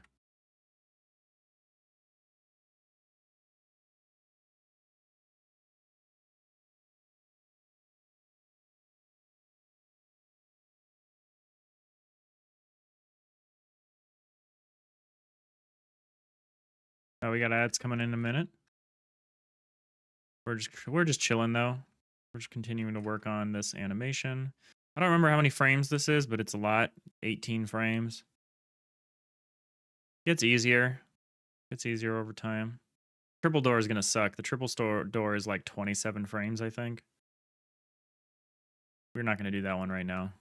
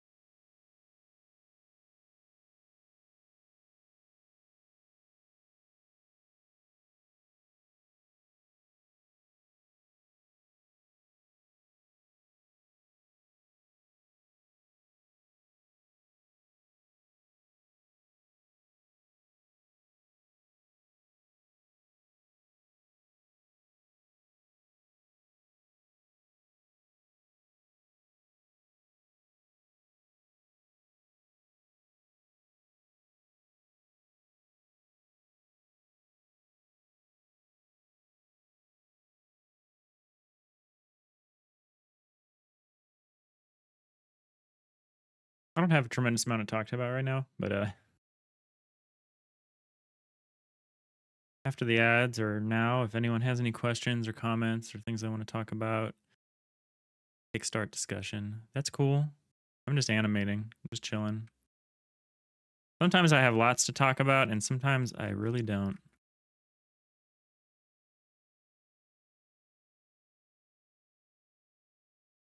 But I know dead air time is like really bad for a stream, so do what I can.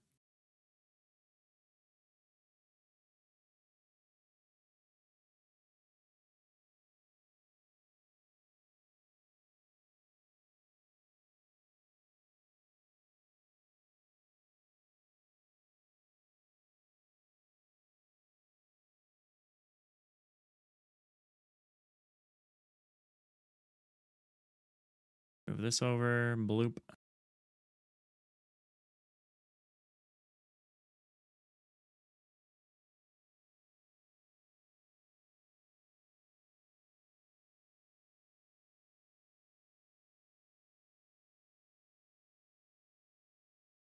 All right, time for another vertical movement. So we're going over one and up and down one.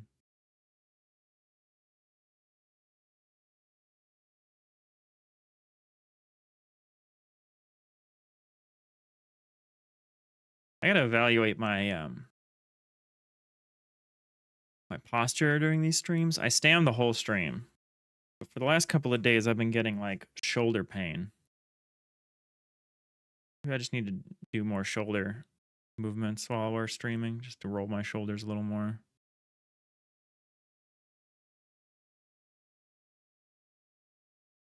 Maybe I had my desk at the wrong height. I don't know. It could be a number of things. As I said before, the human body is so complicated. It's so hard to you know, drill down and figure out exactly why you're feeling something. Best thing you can do is try to figure out the differential.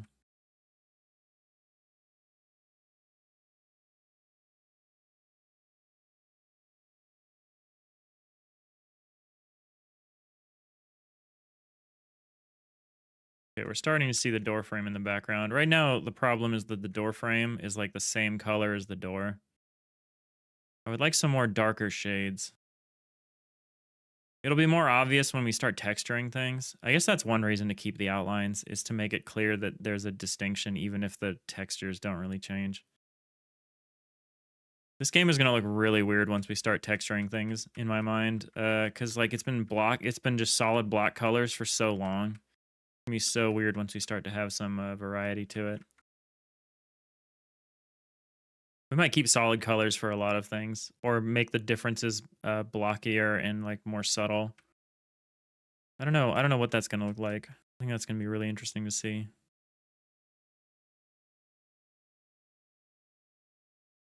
How that kind of stuff turns out.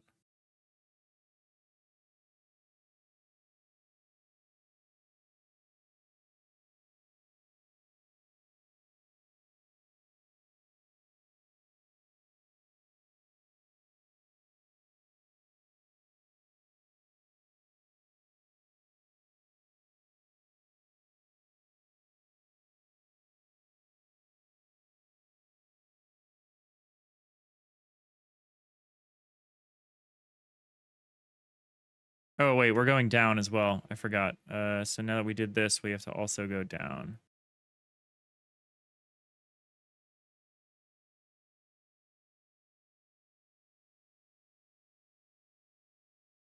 Over and down. Go. I was like, this looks wrong.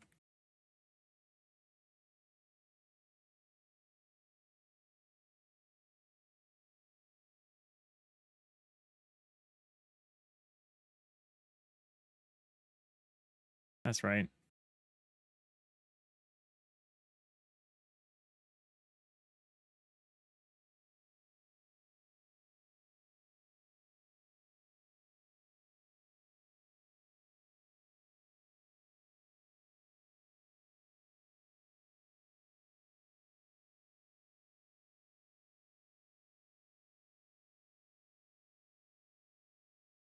Excuse me.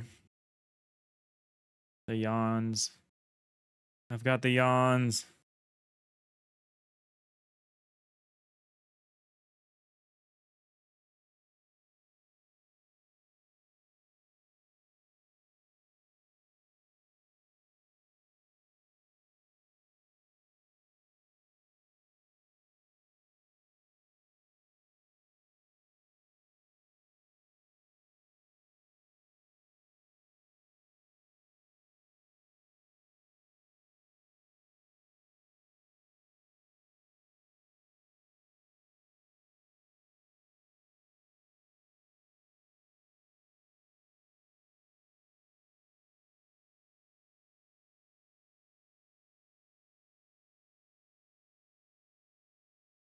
This right? Over one, down one. Yeah, that looks right. This is a little awkward what's happening here, but no one's going to notice it because of the door frame.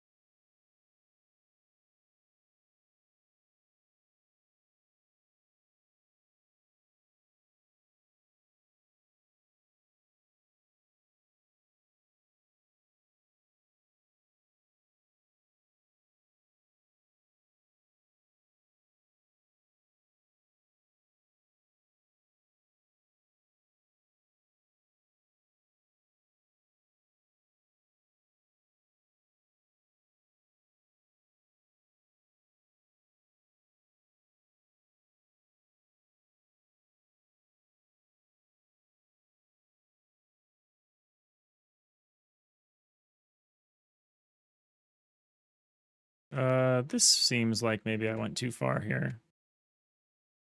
Oh, I did it again. Damn it.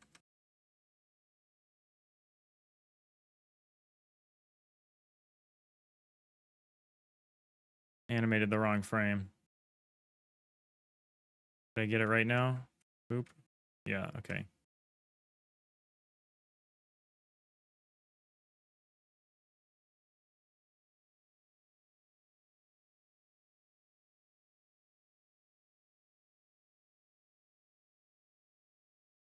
Let me grab my water real quick.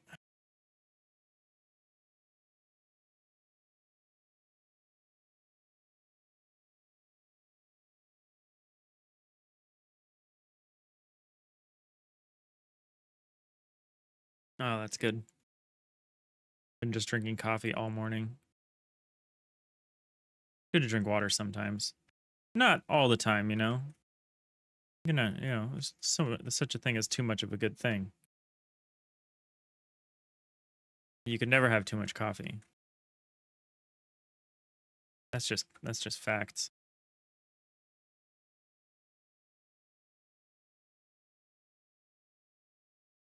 All right, we're coming in. We're coming into the final few frames here for double door.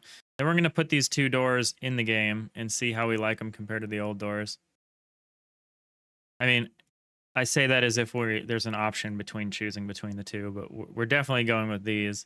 We just got to see how much we like them. You know, in fact, I don't actually even think I need this. This is almost just for me. I actually want to hide the door frame when I export these. I'm just using it for me.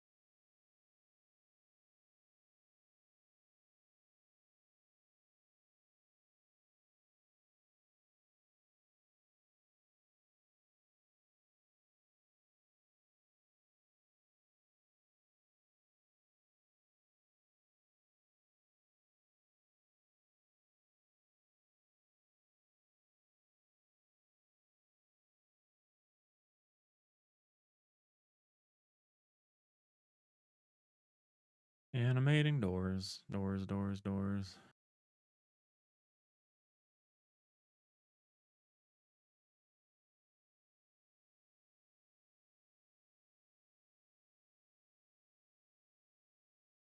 Bloop.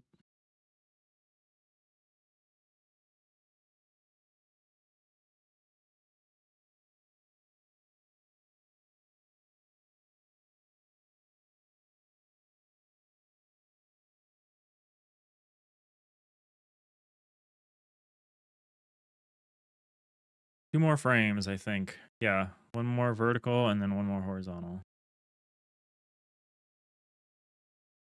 And then we've got it.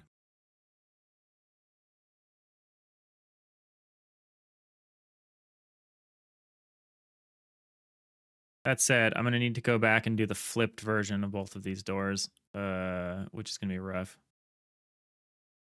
Because we have this, which is like this is the door from this side, but if you flipped the camera around and looked at this door from the other side, it would look like this. Well, it wouldn't look like it would be a different color, but it would look like this.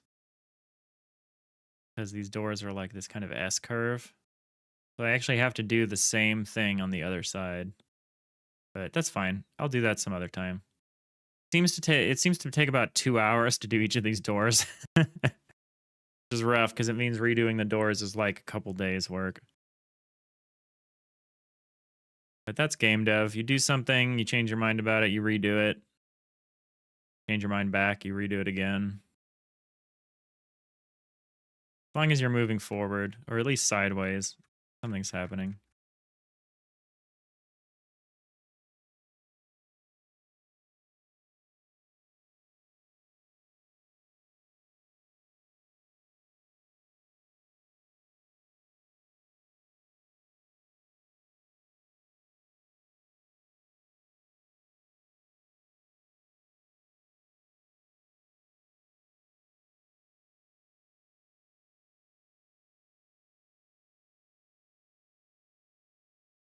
Oh, shoot. We need to go down. I forgot we need to go down as well.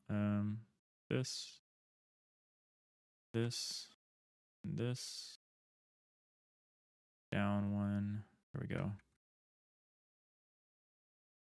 I think it is easier actually to move over one and then down one.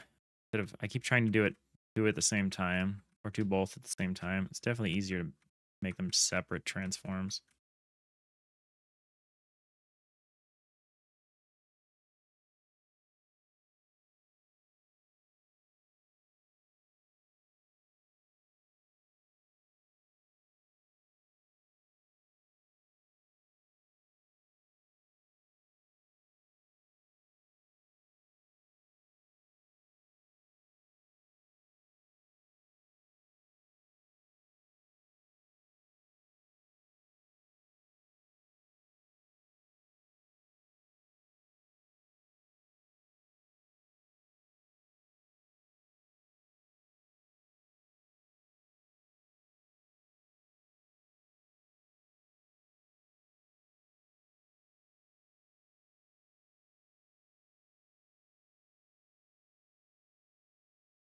So over one, down one.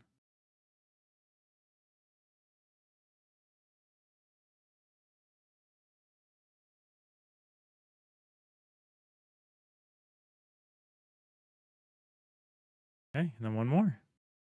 And then we did it.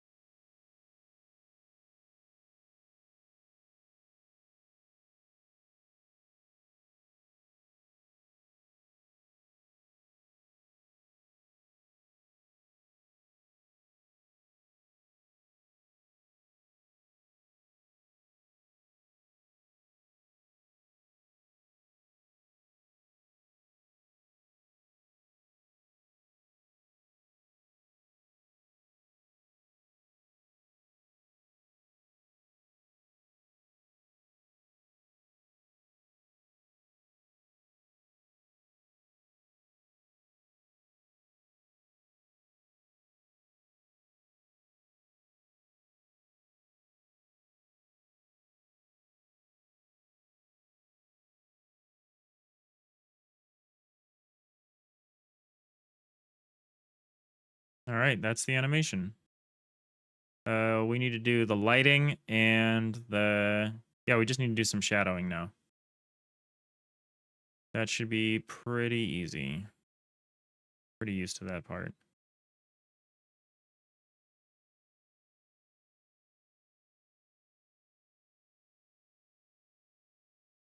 Oh, we have a possible ban evader here. Load the photon torpedoes. Person's name is Disparate Scam. Pretty good name.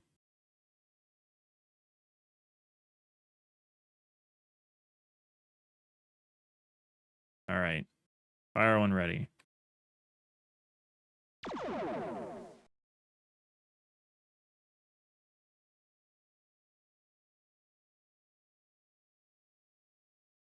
Progress. Yes. Yes to shenanigans.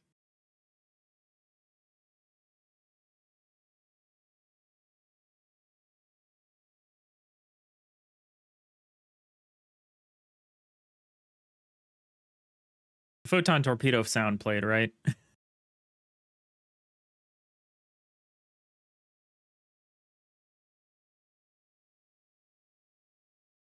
I always worry that I messed those up. I messed up my stream bot.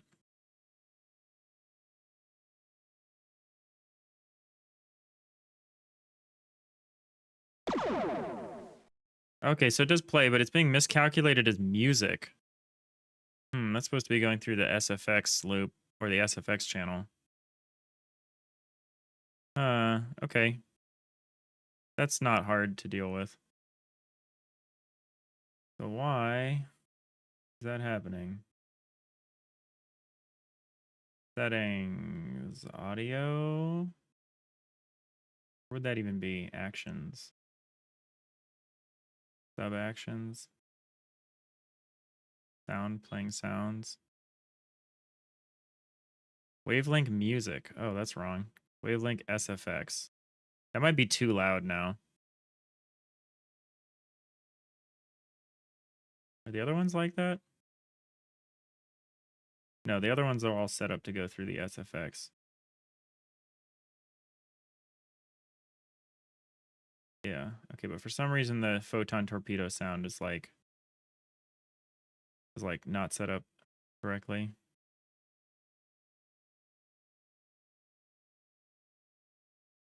I'm gonna try that one more time. It's gonna be louder now. I'm just hoping it's not gonna be too loud. That's maybe a little too loud. It's like the exact sound of my voice, sound level of my voice. So maybe it's not. I want people to know when they're getting banned.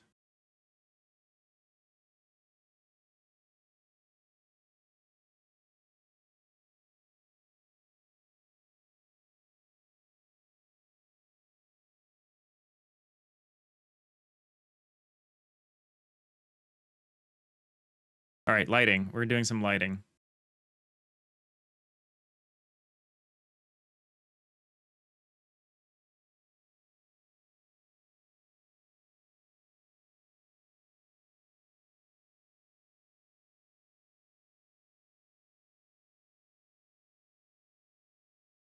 How do we want to do the lighting? What's the lighting look like on this? We're doing it like, oh, this is different.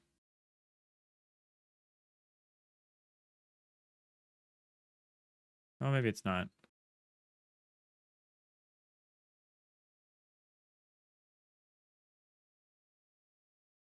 Oh, this is different. Why is this different? One's taller than the other one?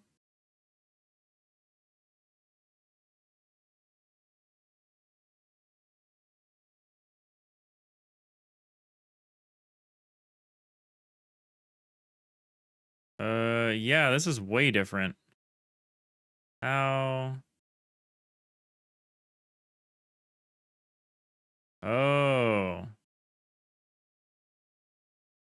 Yeah, I gotta fix this. I messed this up. I kind of like it.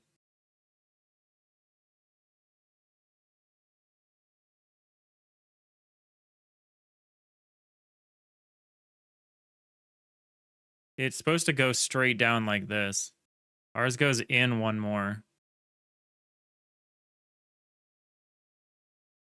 That's pretty easy to fix though.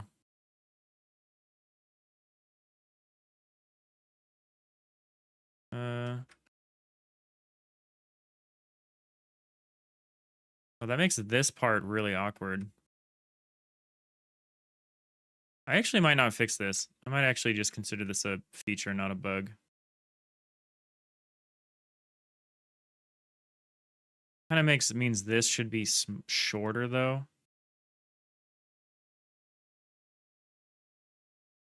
Could have been quite so long.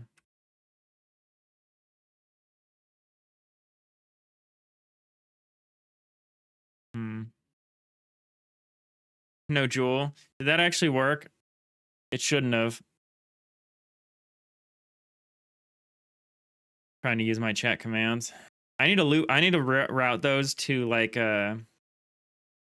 my Stream Deck, which I have next to me and I don't use for anything. I need to route my sound effects to the Stream Deck.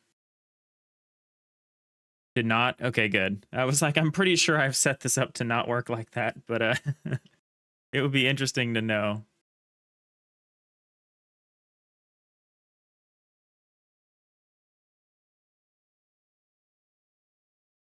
Good job. Good job trying though. Thanks for the testing there. All right.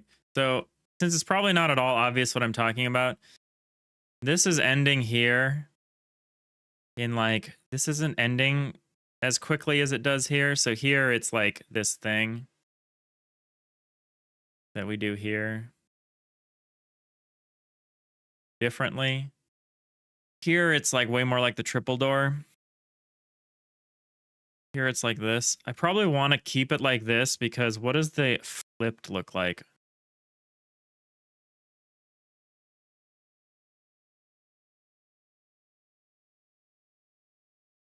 Yeah, flipped looks like this, which is more in line with... Actually, I don't actually know what flipped is more in line with.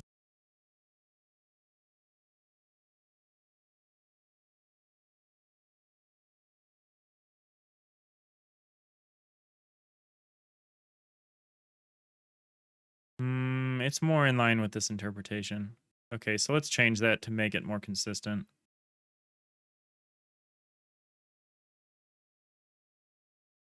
Okay, so to do that, we do it like this. Man, I wish I had noticed that before I before I did the whole thing, you know, before I drew the rest of the owl.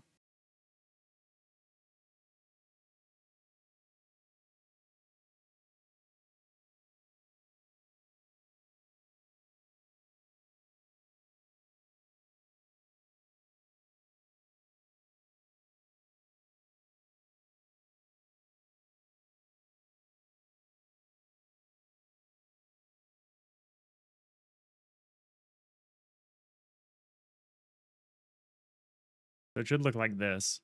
Yeah, I like this better. Big surprise, that's how I originally drew it. All right, so we're going to get the exterior part of it fixed, and then we'll fix the interior.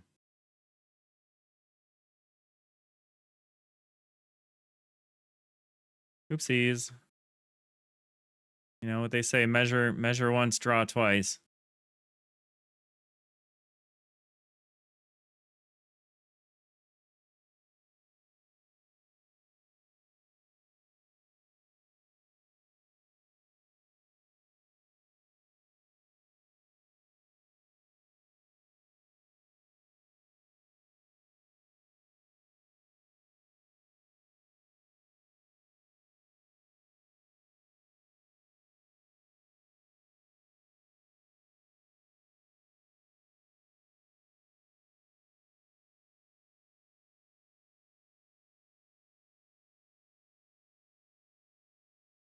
Not that hard to fix, though, thankfully.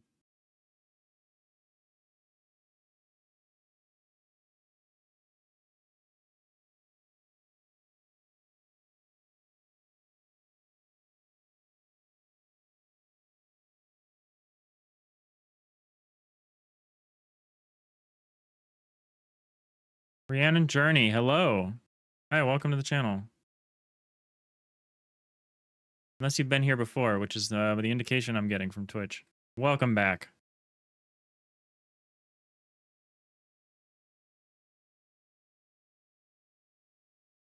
We're animating some doors today.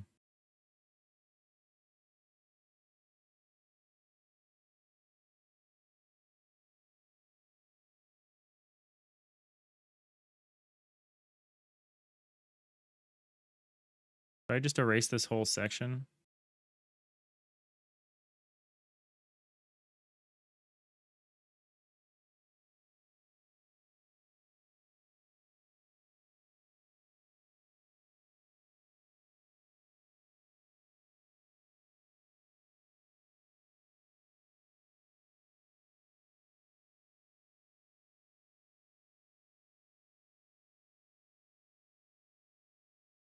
Yeah, does that not actually belong to this part of the door? It doesn't. That actually belongs to other part of the door. Fascinating.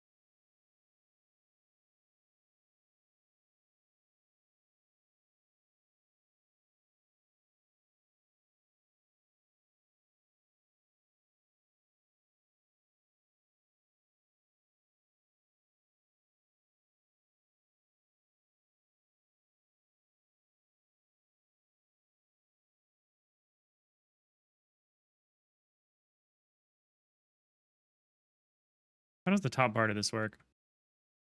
Okay, I have it drawn as a solid line here. I feel like that's a mistake. Oh, but it's also only 3 pixels here. Why does it seem like 4 here? Oh, because I blew it. Oh no, here it's 3. Wait, how did I get this so wrong? No, here it's 4, and then it goes and it's 3. Oh, so I guess it's okay. So here it's like this. Here it can be like... Oh, I blew it again. Here we go. So here, you're like that. Like that. I need to hide the other door for a minute. Yeah, I'm like really messing this up.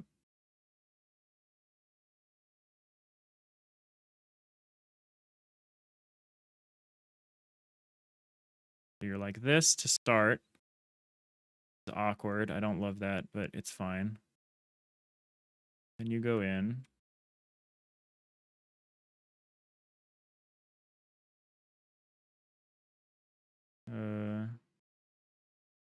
Rhiannon, nice to be back. It's been a while. Sorcery raided me, and that's how you found out.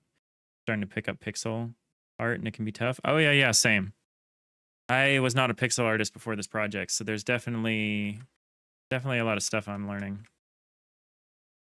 I have to have rules, which makes things tough for me. Like, I have to have rules about how things are assembled together. Like, I got to get rid of that. I don't love this, though. I want there to be a solid block there. But that kind of violates some rules that I have.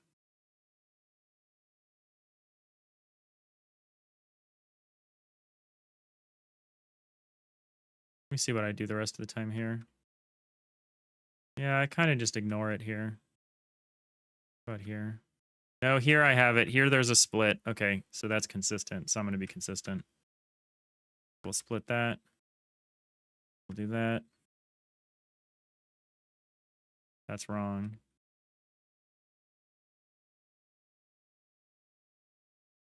But how have you been?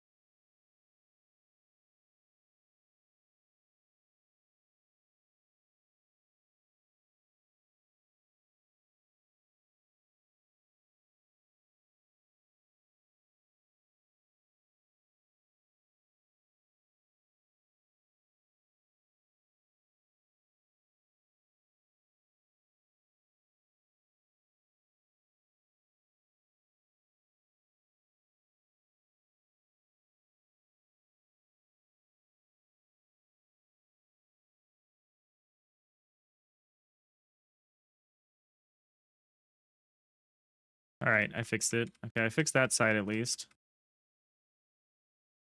Now I gotta fix the other side.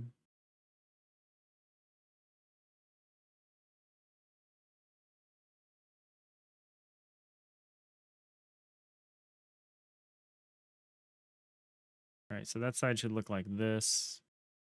Been doing good. Nice rainy day over there. You're finally trying to break out of tutorial hell and start your own project. Hell yes. It was also a really nice rainy day over here. It looks like it's finally stopped. Sad. But yeah, we had a really great rain overnight and through all of this morning. I love that vibe. It is so cozy.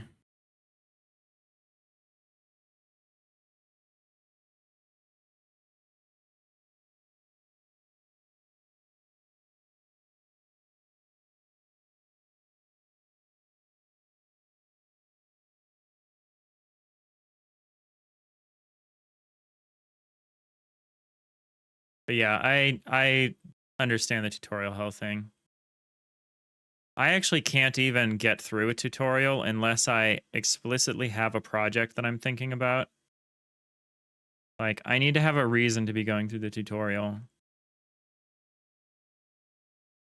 I have to have a context for it. Or I just cannot even.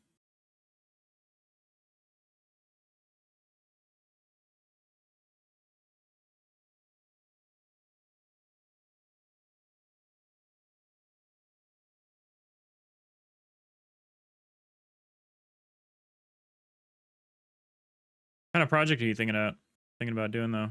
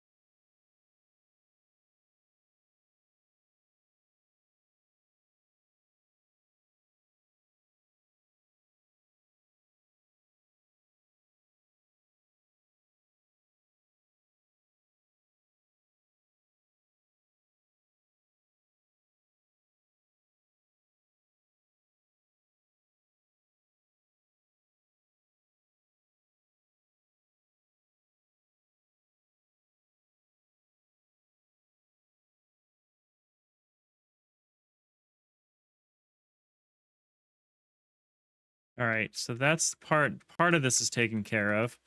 I need to figure out what to do about this. Because somehow this got all kinds of weird. Like, I don't understand how this got the way that it is.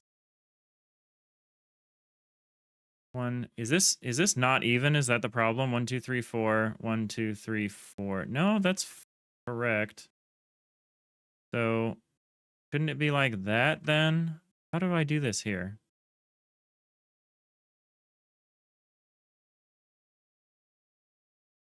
Oh, we did something really weird here. We have a problem.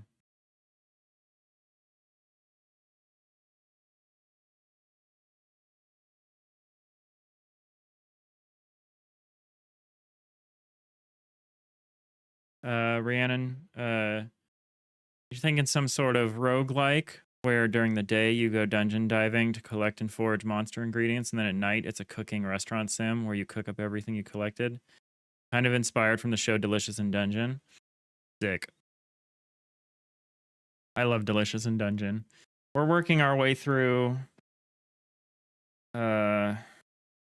season 2 or 3. I don't know. They did kind of some weird stuff, I feel like, for the Netflix series. Like, it's not exactly clear where the seasons start and stop. Um, but yeah, we're watching Delicious in Dungeon, and we watch it rarely. It's like our Sunday morning like brunch treat sometimes. When me and my partner are able to spend the day doing that. That's awesome. I love Delicious in Dungeon. What you're suggesting also reminds me significantly of Moonlighter. Scott sounds like Dave the Diver a bit. That's actually probably even a more coherent example, but this makes me think of Moonlighter, because Moonlighter is like the opposite. Like, you spend the night going dungeoning, and then during the day you sell the stuff that you recovered in your little shop. Yeah, people love that shit. I haven't beat Moonlighter. I don't know why, but it's one of those games where I can just not play it forever and then pick it up on my Steam Deck or Switch or whatever, and then it's just like there. I don't love the store part of it. I think they could have designed that better. And I was never a huge like Binding of Isaac or like this kind of Zelda style game, this kind of room-based thing. Was never my cup of tea exactly, but I still acknowledge it's a really awesome game. Feels really good to play. Yeah, some kind of mashup of Moonlighter and Delicious in Dungeon and like Dave the Diver. That sounds awesome. That sounds like a great little game.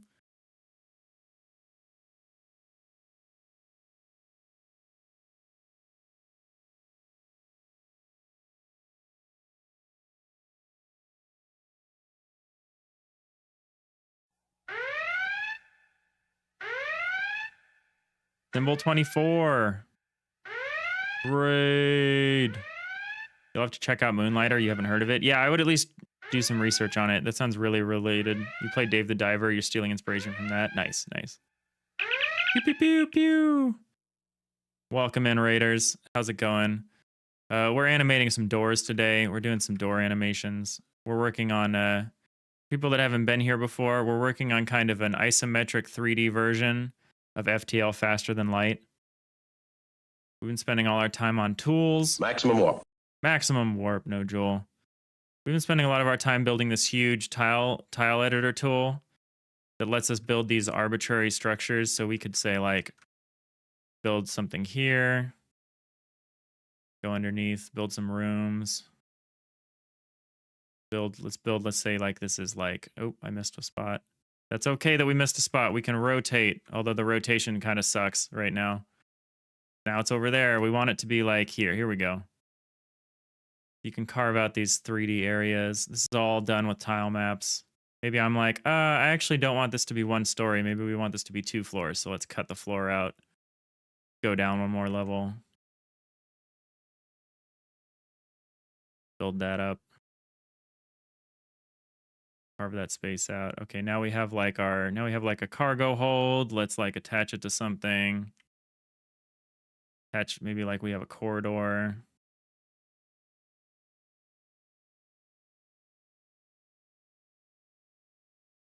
Put a door here. I think doors are kind of behaving a little weirdly right now. There they go. Oh, is this 3 tiles? That's why that's not working. I made that too many tiles. There we go. So we got like a double door. Trim that down.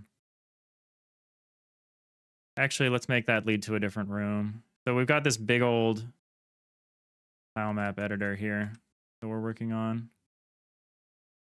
Yeah, the tool is coming along. It's the scope of it is just getting bigger and bigger as far as like the kind of area that it can handle. Go up a level.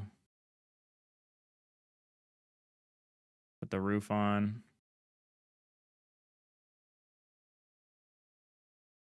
But yeah, this is the kind of stuff that we're working on right now.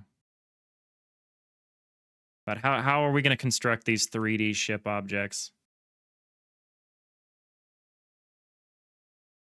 A great tool. You're working on the Marathon Jam. You're making a new game. Awesome, awesome. Symbol raid. Yes, tricky lady. Welcome in. Symbol, you are the AI of a prison spaceship and your ship is degrading, so you're using the prisoners to explore locations for resources. The full UI game. Gonna be weird. That sounds awesome. Steve Fredasa. I don't know how to pronounce your name. Yeah, you're making a new game for the jam also, just yours is not as cool. That's really great. I'm not doing the marathon jam just because this isn't a game. Like, this is explicitly like just a tool. Like, and I don't think I'm gonna have like I can't start the jam with like a game, and I'm not gonna certainly not gonna end the jam with the game. So I've kind of opted out, but that's such a cool thing. Yeah, we've recently wildly expanded the build area, and we're trying to make it more of a useful tool still, or make the tool more effective at that scale.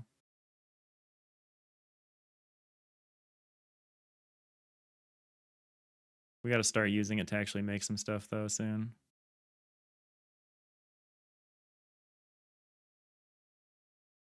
One, two, 1, 2, 3. Okay, so we could do that. We could have like a room here. Maybe this is like a raised area. So like here it is. Maybe it's like a raised platform. You can like go around the edges of the cargo bay here. Our auto tiler is taking a long time to run right now, which is why we get some weird we have a flood fill algorithm that's taking a long time to run right now, which is why we're getting some weird behavior. We got to work on this. It's taking like 20, 30 seconds to fully update. It's because it's checking this entire area, this whole volume. It takes ages. Okay, there we go. Now it's done.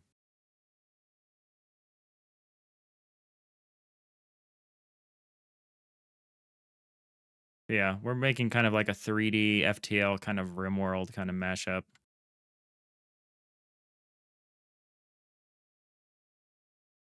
You're very hungry. You're going to dash. Thank you for leaving the lurk symbol. Have a good lunch. You can participate with an already in dev game. Yeah. I feel like I don't have the game. I feel like it's just a pile of tools. You need a great work. Thank you. You as well, symbol. I hope to catch some of this new game you're working on soon. What we need to do is we need to reconcile what horrible things we've done here. We tried to change this to be more in line with the other version of the double, with the other version of the double door, and I kind of hate it in every way. Like, I like this, but what's going on here is not good. So we try to go through this. We're messing up this outlining thing that we've got here, which we could probably fix.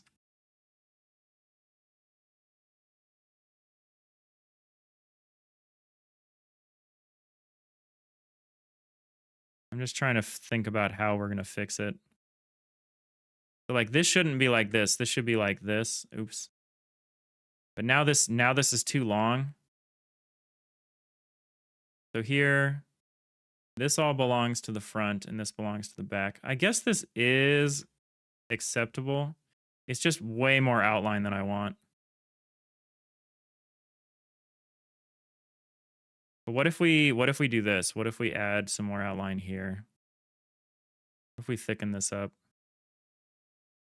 It plugs that gap, which I appreciate. And then we can thicken this up and actually remove this maybe, or like this. I think this is getting kind of awkward. Like that. I don't know. I kind of hate it.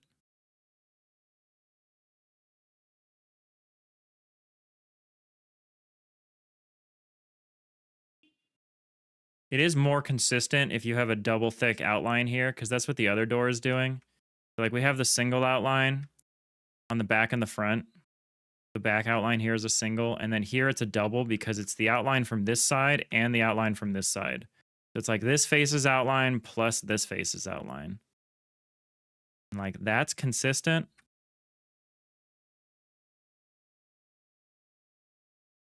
I kind of want to do that, but we're running into some trouble here.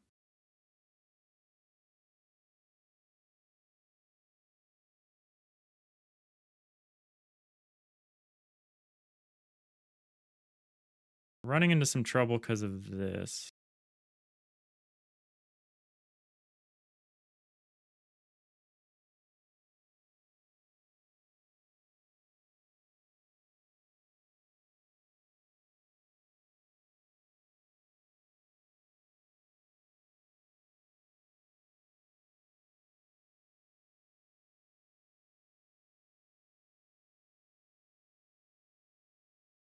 This is like way too much. This is acceptable, doing something like this.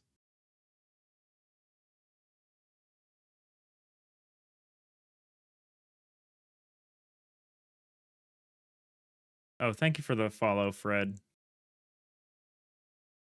See Fred. Dasa.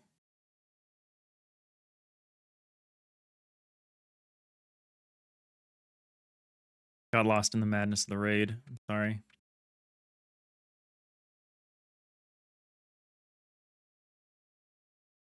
Do I have it? Is it just maybe wrong at the bottom here? No, that's about right.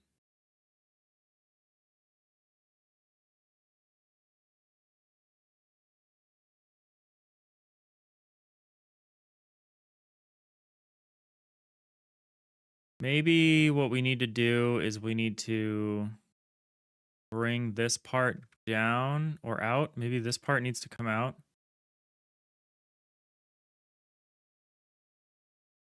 Like this.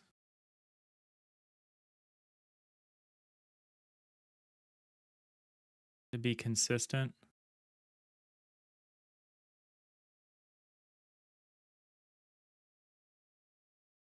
One, two. So this is 4. Oh no, but this is also 4.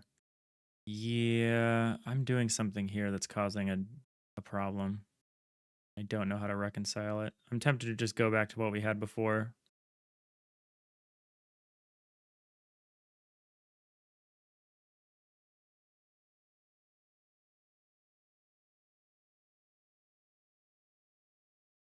We can't actually do what I'm suggesting here.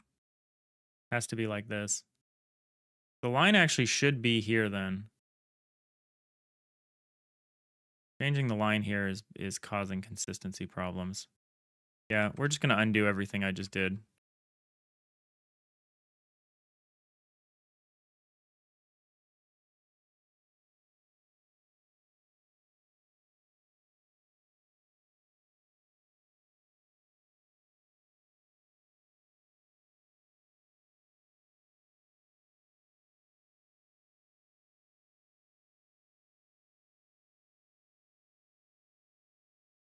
Thank God this thing remembers its history really far back.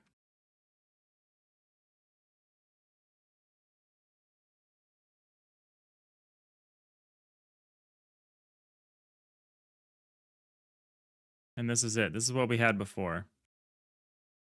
I do think we maybe need to thicken up the line here on the inside. I think that is right to be consistent. I think we should throw this in. So if we go back here, I think we should do this.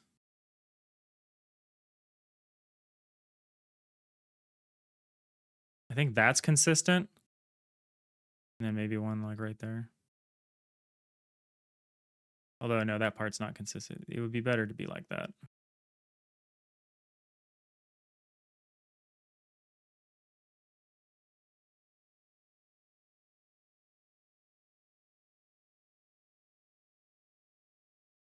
Although maybe not. Maybe the fact that this is a double line anyway is fine. And then if anything, it should actually be more like this over here on this side. Like that.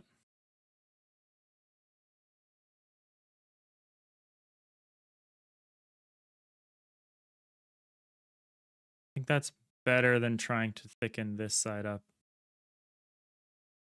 Yeah, let's try that. Let's try this.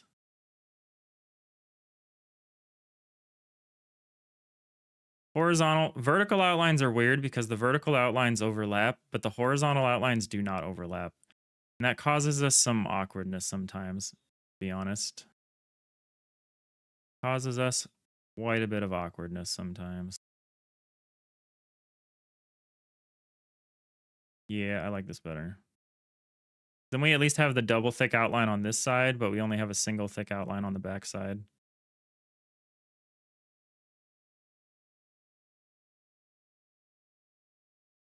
It's a little more excusable, the stuff that we're doing.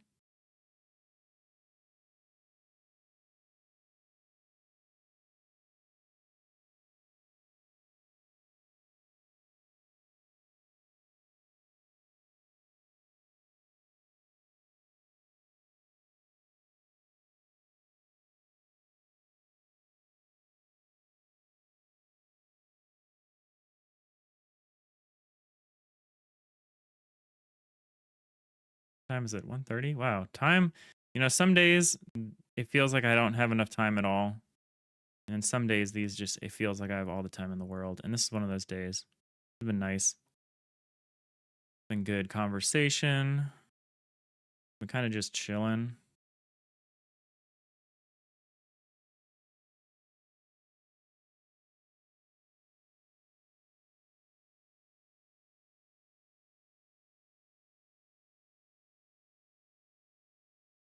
We got a raid. Yeah, this has been a good day.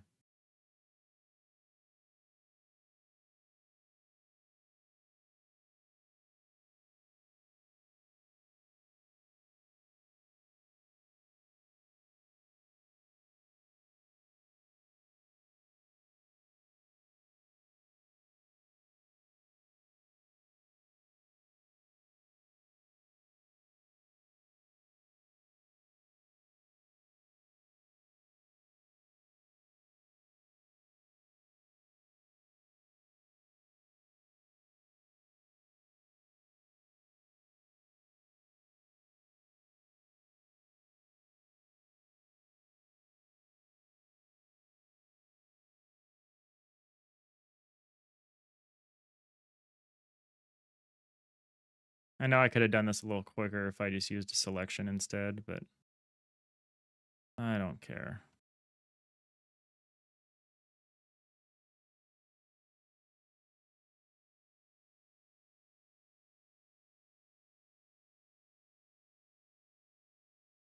All right, that's a little better.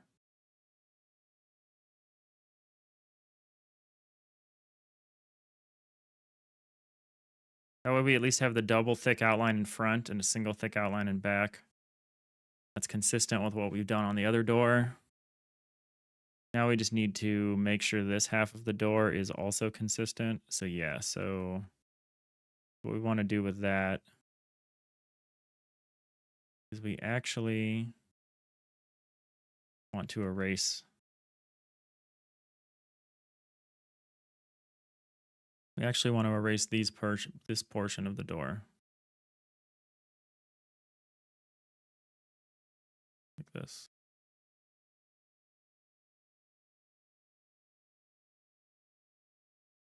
This.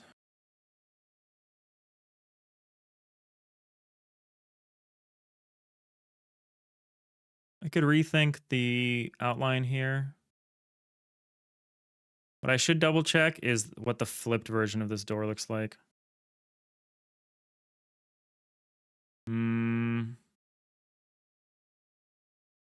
Oh, no, we did that here.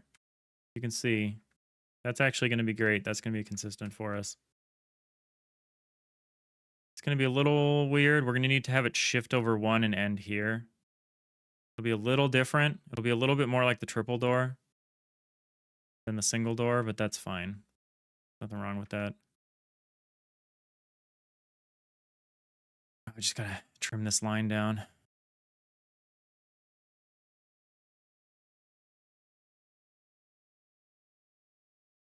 We're in ads, so we're chilling.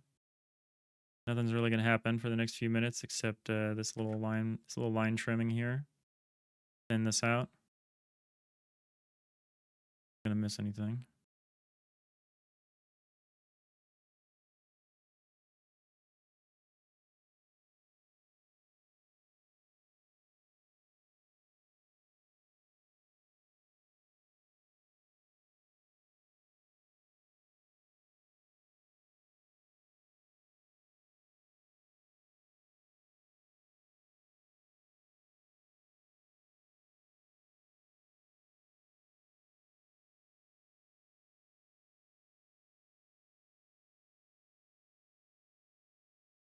Might actually have, we might need to do one more pass and make sure that this section is being trimmed correctly now.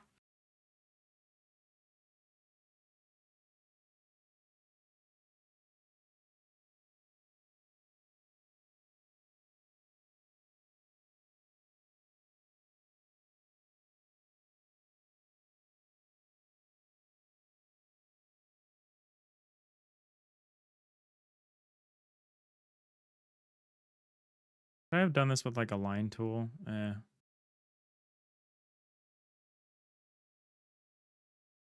I had done this.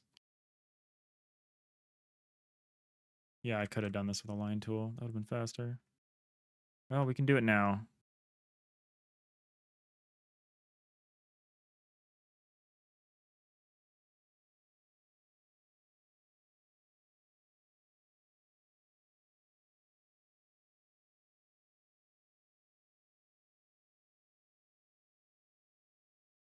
All right, so now what is this? How does this affect the way that this recedes? That's the important thing.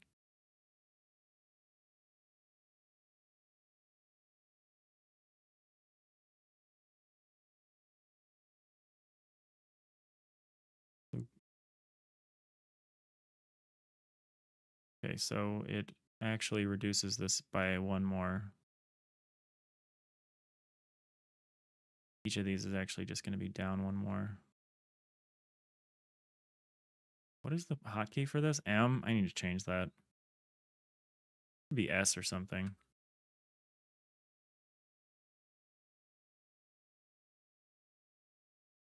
I'm going to go through, do all the erases, and then do all the moves.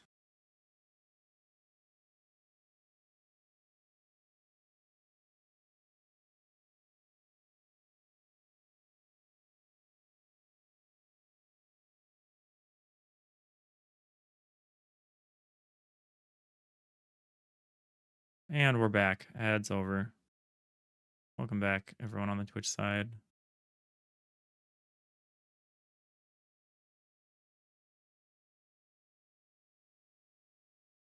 You wished you didn't get stuck in ads? You know, you can always subscribe. With real money or Bezos bucks. Oh, speak of the devil.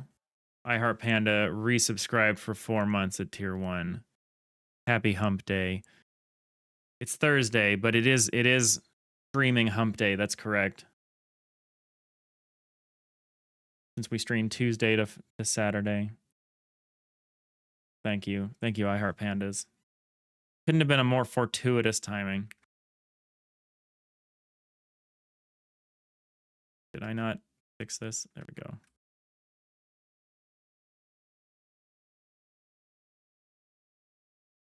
Ship it. Yes, no, Joel. You also get access to a suite, a very limited suite of some sweet emotes.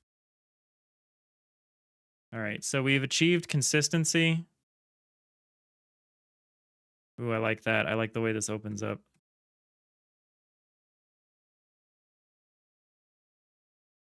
Now we got to do the hard part, though. Now we got to light it. We got to light it up.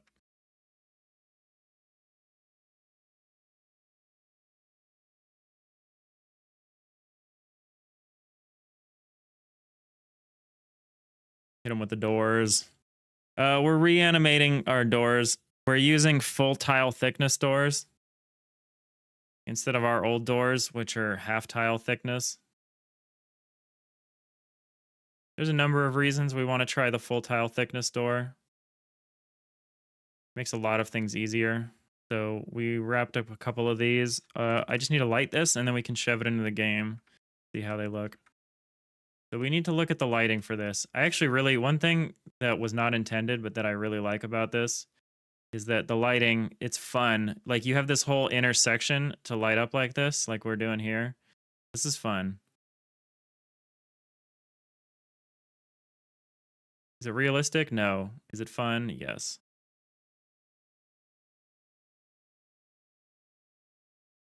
So we want to emulate something like this.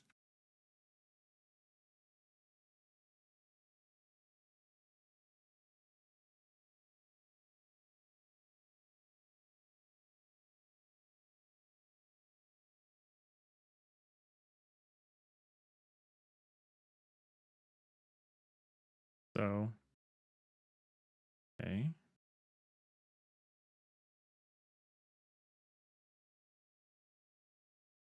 What's the color I use for the lit areas?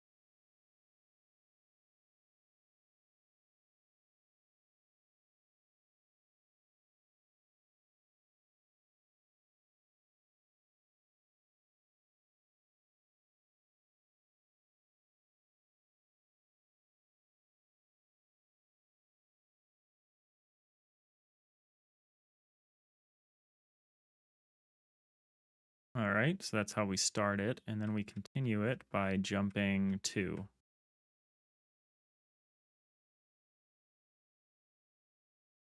The next one is going to be here. And we do 2 so that it feels like it's advancing across the screen. I have a very simple set of rules for how I do this. And it seems to work out pretty much, which is great because I can't actually calculate how the lighting works. I can't even imagine how the lighting works. I just have a very simple rule set I've developed to at least handle the opening of the doors.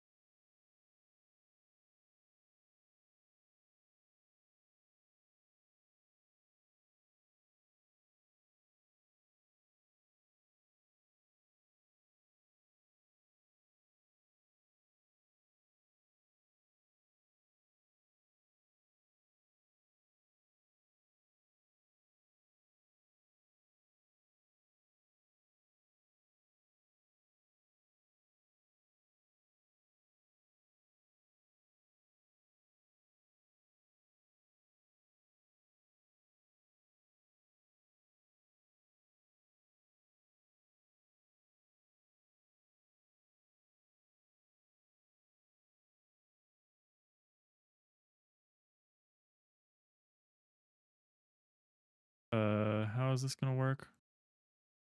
Getting a little awkward around the outlines. So it's 2, 1, 2. So it's this shape. Here it's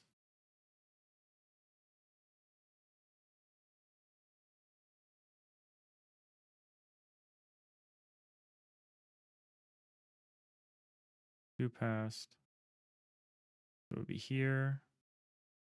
So not actually here.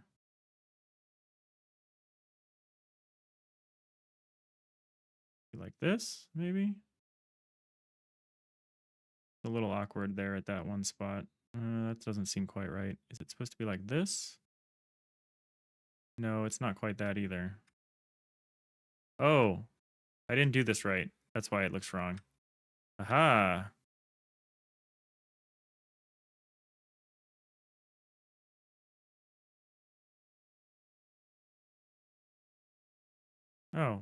Oh, I understand what's happening. How do I deal with that? Do I do that? Do I do anything about that here?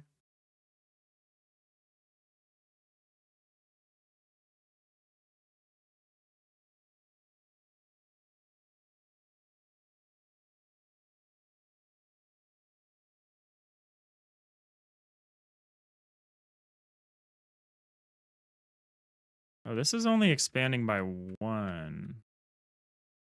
Oh, it's 2 and it's looking like it's moving by 1. And then here, what are we doing here? Oh, here we're doing something funny. We're moving it just down.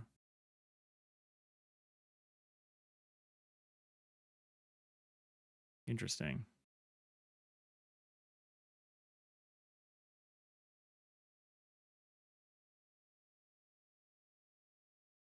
Okay, I'm breaking my own rule here.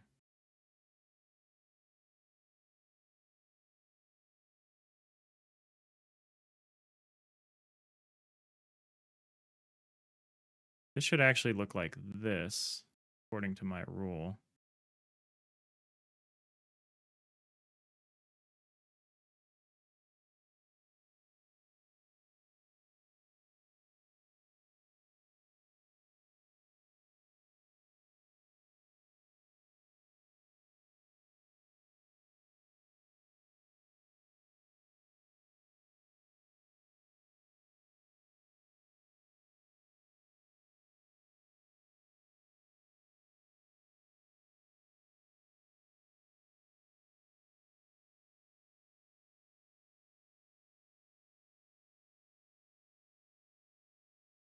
I know rules are meant to be broken, but like,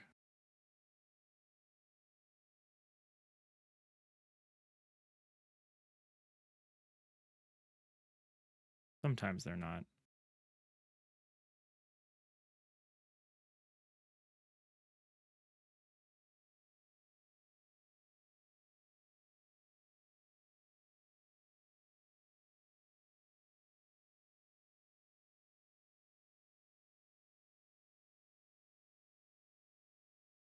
We'll see. If I don't like this version, we'll go back to doing it the other way.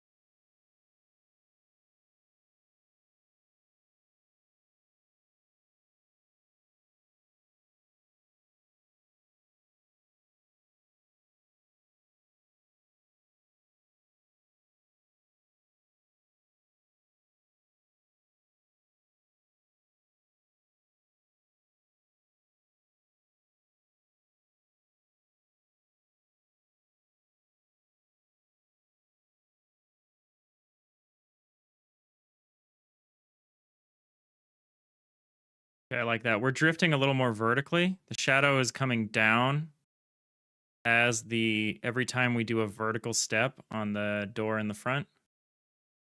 And I think that's good. That's what the rule is supposed to be. I realize I didn't actually implement it here. That's what the rule is supposed to be like. And this way, what we could have done is like we could have had the shadow kind of recede a little further. This isn't super accurate. It's kind of following the door very precisely. It's like presuming that the light is coming in parallel, not like a point light. We're like treating it like a direction light almost. But I think that's fine. Again, I can't actually simulate how light works, so I'm not even gonna try. Did I do this part correctly? Yeah. I say correctly. Did I do it consistently with my rule? The answer is yes. It looks consistent. All right. Okay, so that's what we're going to do.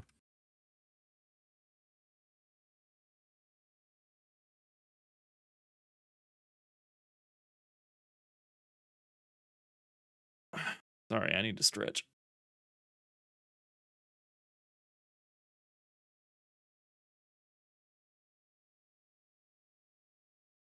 Shoulder has been killing me the last couple of days during stream.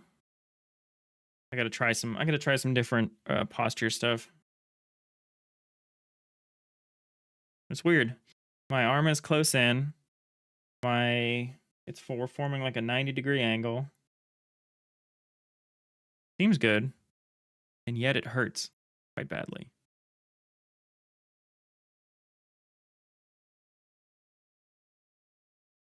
think it might be related to hauling all those boxes on Monday.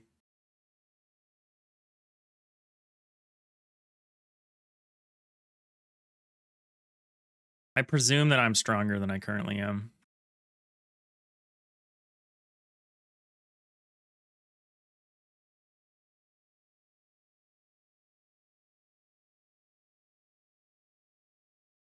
Okay, so here we go. So far, so... Oops.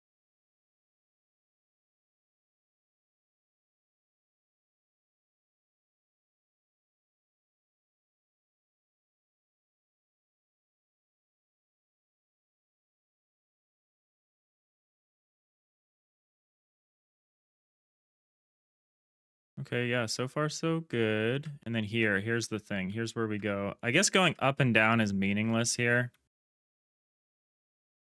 because of this is just a horizontal line, or this is just a diagonal, a completely diagonal line.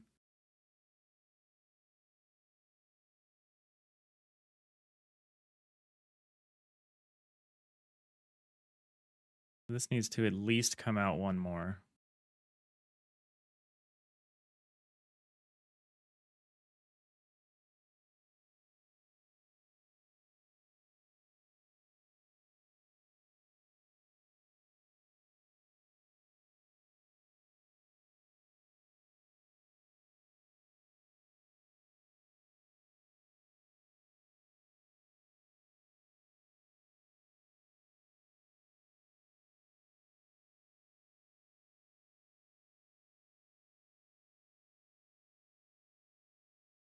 Yeah, okay, so this is consistent with what I'm doing. We want to time it so that the shadow is fully receded, like after about 9 or 10 frames.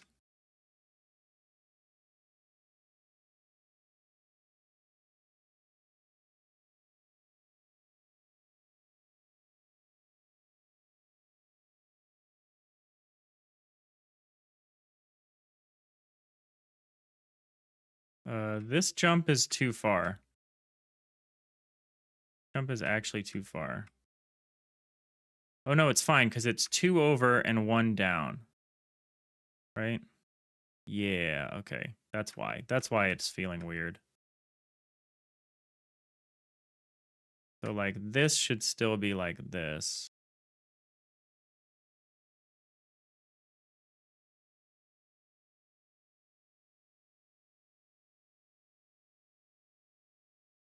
Yeah, like that. Okay.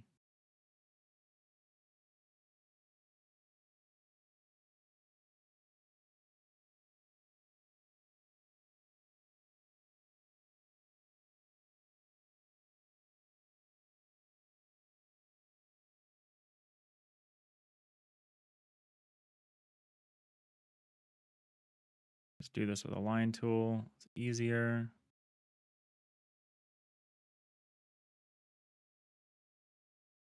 Oh Lord. Oh Jesus. We're painting on the wrong door. How long have I been doing that for? Oh no no no no no.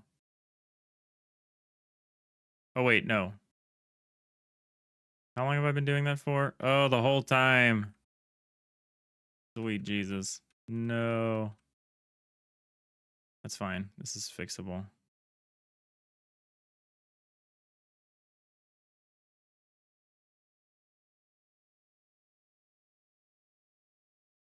No. We just put that over on the correct. Here, we just cancel it. Wait, why didn't that do anything?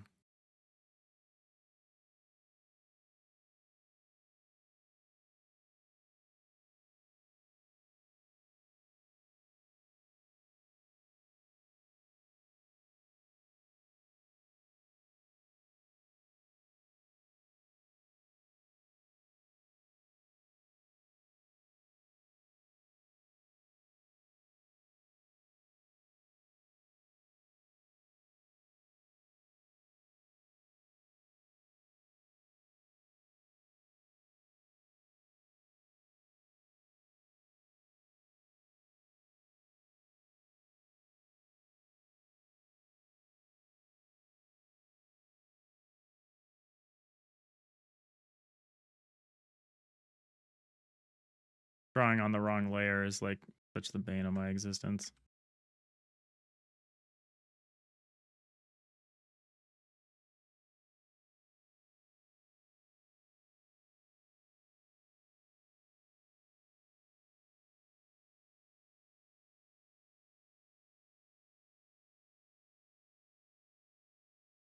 Wait, why is this still on here? Oh, because I didn't erase it.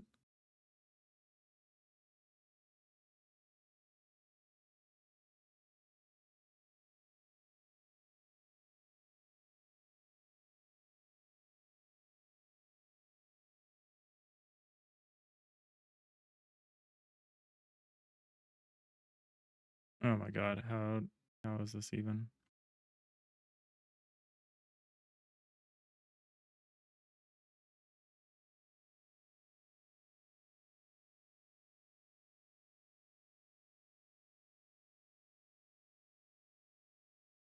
Okay, we finally fixed it.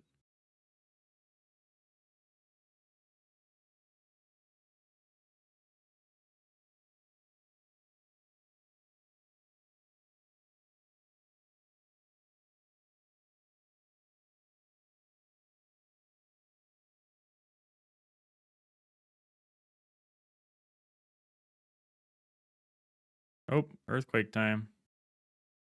On the wrong layer. Oh, this is a good one.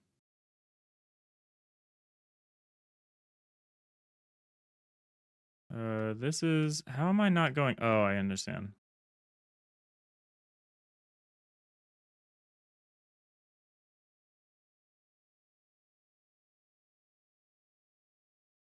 This was like a relatively long and like mild earthquake.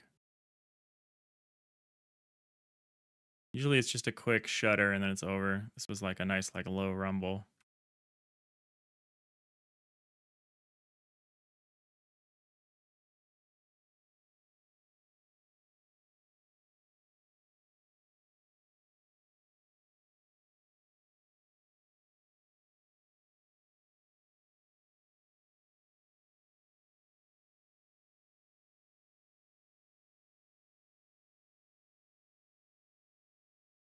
All right, almost done with this. I think once we're done with this, we'll call it and then we'll probably integrate the doors tomorrow.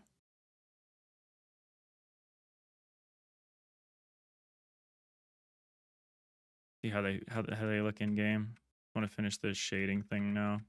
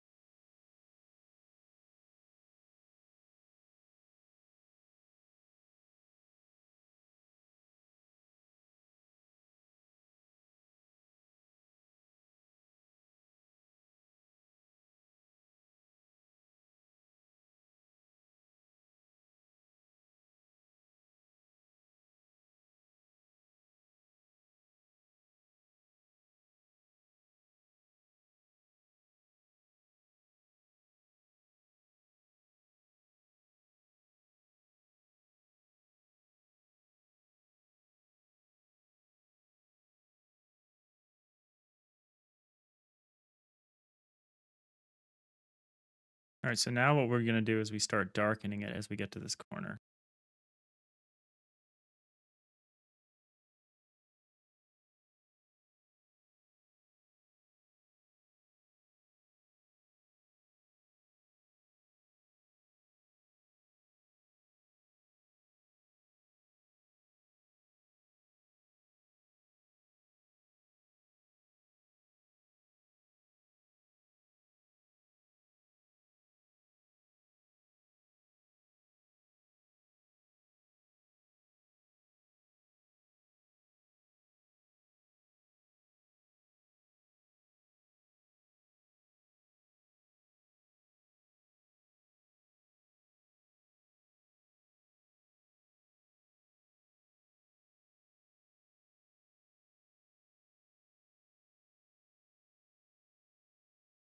All right, and that's it. That's it. The lighting model for double door. Mm, oh, this isn't right. This should be like this. Wait, why should it be like this? Oh, I know, understand. I understand.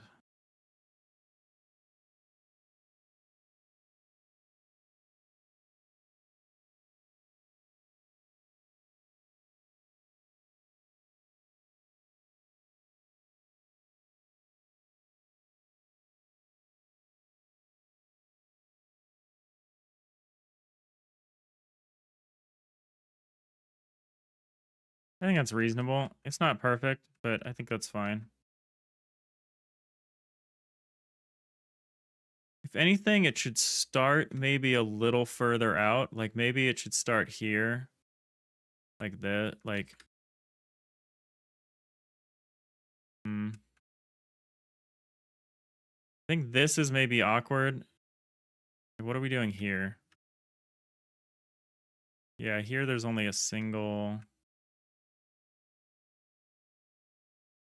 I think it's maybe a little incorrect the way I do this.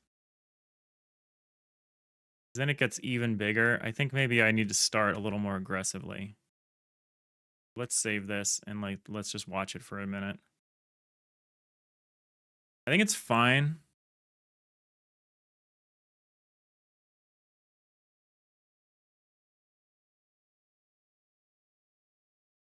I think it's maybe a little too.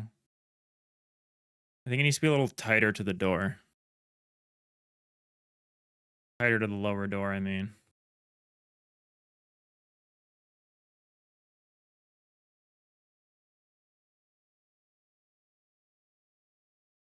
And also, it doesn't make quite as much sense up here. What's happening?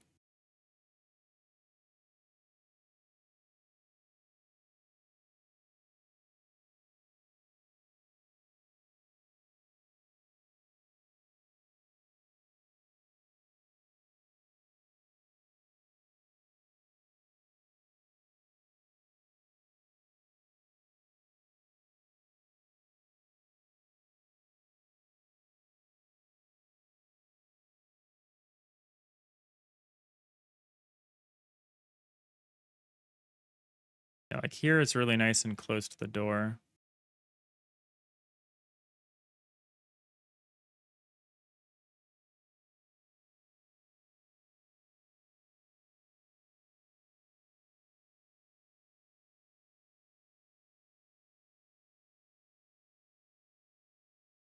Here I think this is a little too far. Like I think this should be closer.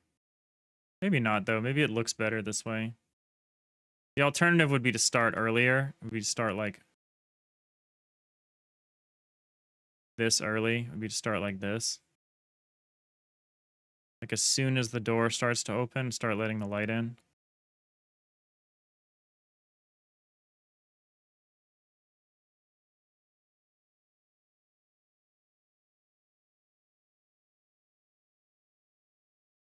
In which case it would be more like this.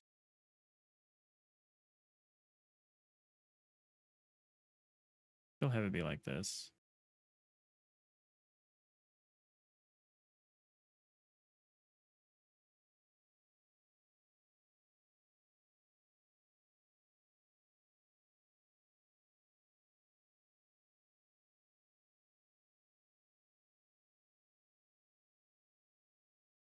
Actually, I see a compelling reason. Oh, wait. I'm doing something a little wrong, aren't I? I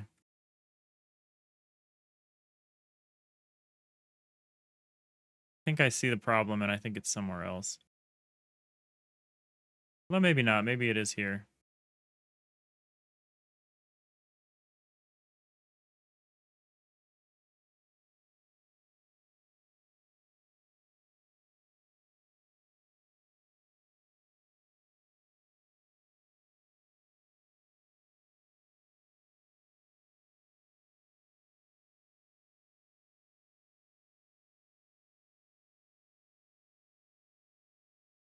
When the doors go down like this, the light should be going Light is going over 1, over 2, and it should be going down 1. And it is, but for some reason, not having the effect that I want.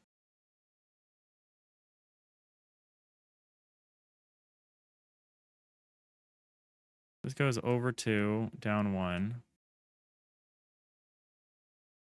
Right?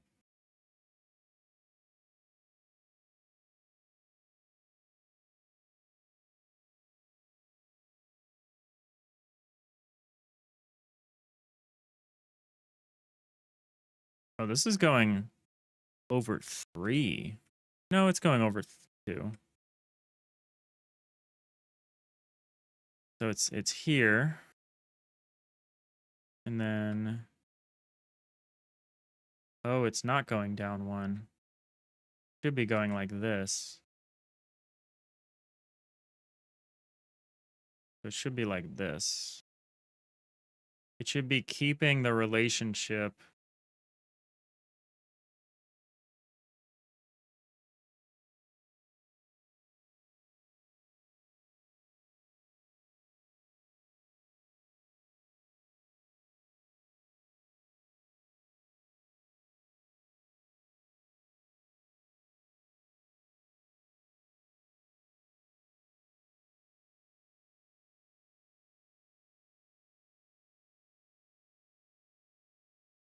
Okay, now that's too far.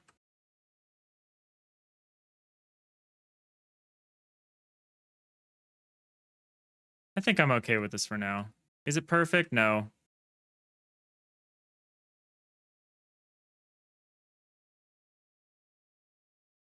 I like it here.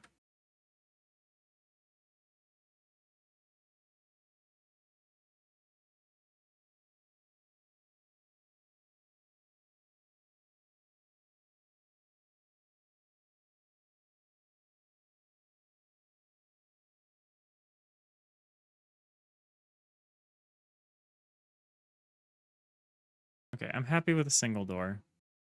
I'm not happy with this.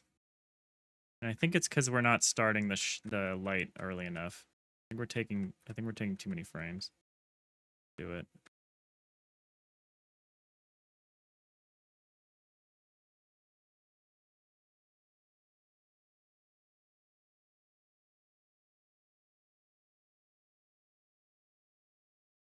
Well, I don't know.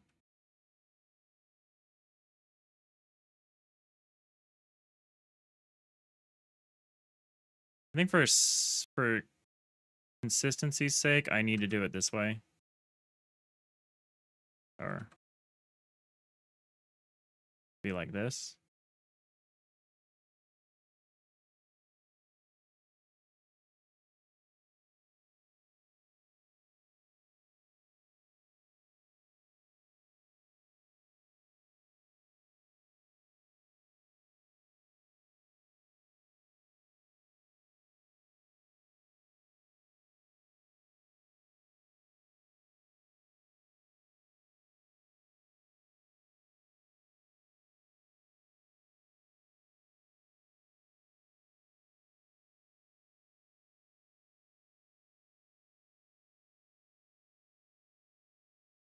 And it would be like this.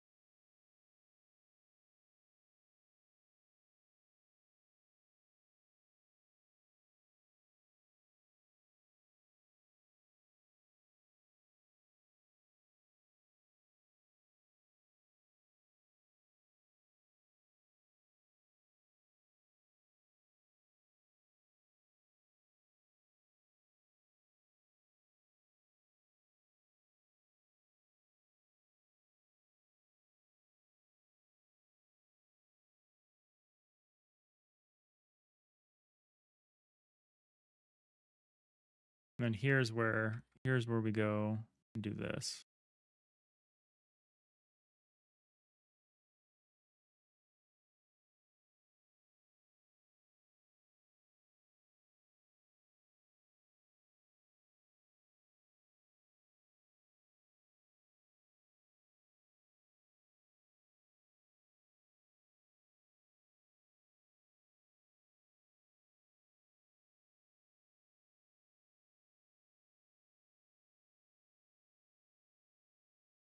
I think we're ending it too early if we do it this way, though. I think the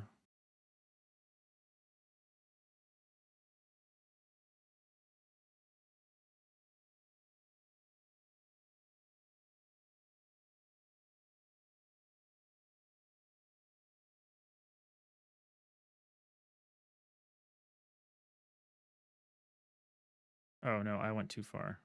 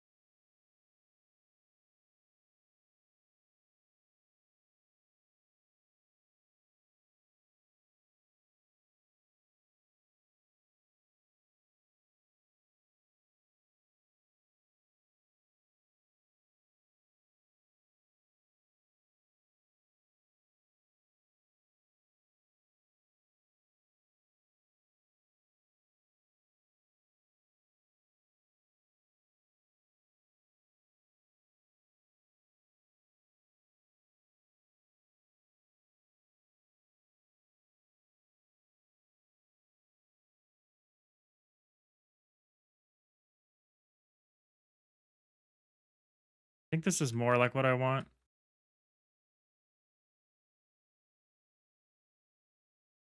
Yeah. It's a little subtler. It's over quicker.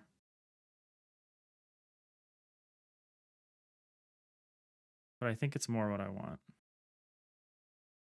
I don't totally understand why it's quite so subtle. Maybe we're starting it too early. Maybe it's true. Maybe it's right. Probably just a consequence of using the diagonal.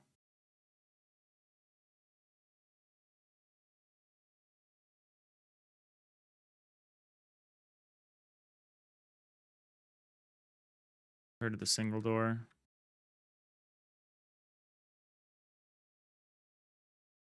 Well, the single door also dips down on frame 4. Double door doesn't dip down until frame 5.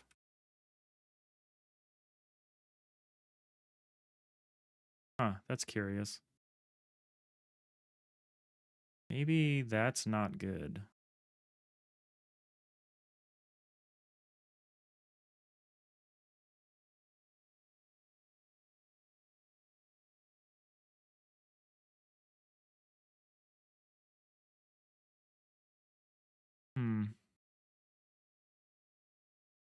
What if instead of this, it was like this?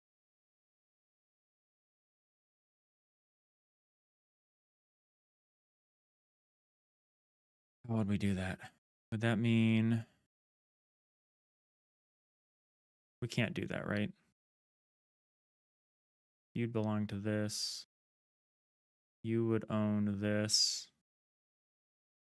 Maybe we could do this. I'm going to keep what we have here, and then we're going to try a different version of this door. I'm going to copy these. I'm going to duplicate these. And I also would like to duplicate this, though.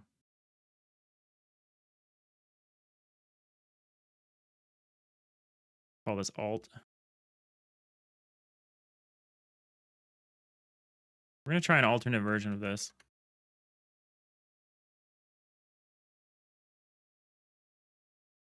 And I'm gonna lay the seeds of an idea here. We're not gonna work out the consequences of it today because it's too much.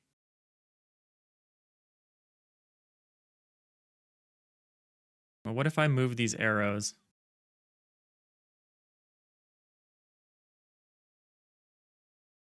and rework this to be, what is it supposed to be? It's supposed to be like, oh, well, that's not really consistent with what we have here. Look at this, outline, regular. Oh, what? What's happening right now? Oh, are you the only version of the door that looks like this?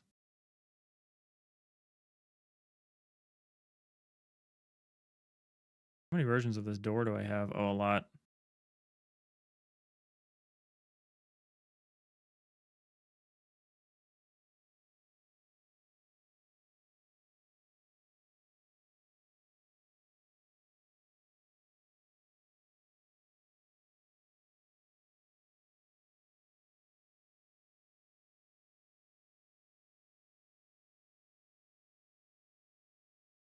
I have an idea for something. I think we're going to try it tomorrow. We're going to try doing a version of it like this.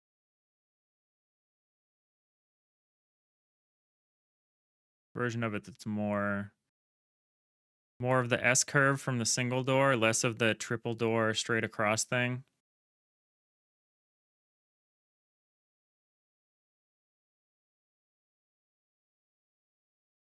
I don't want to try this out.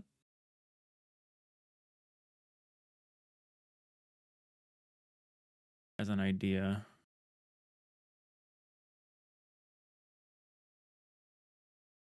More of this type of thing.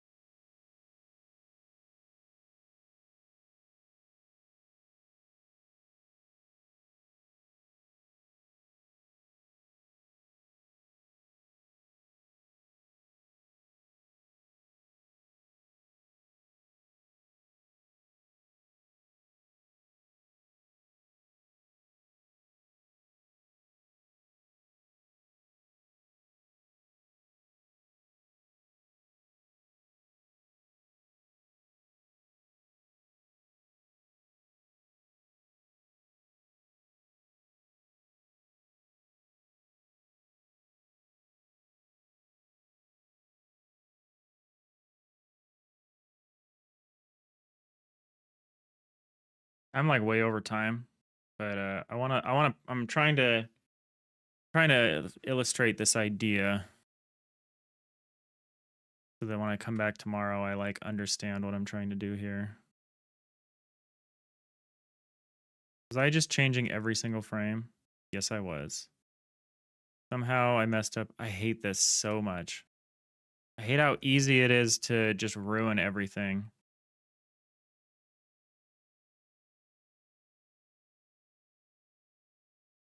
By accidentally selecting like a whole line.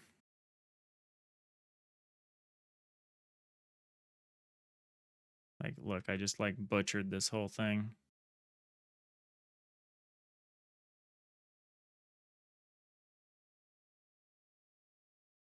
I guess it doesn't really matter if we completely change the way this looks.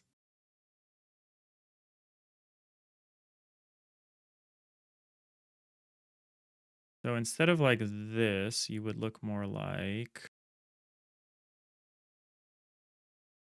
this. You'd come down one more layer.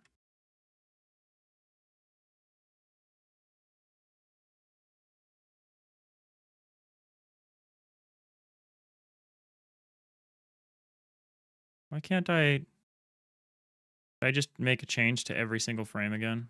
No, okay, thank God.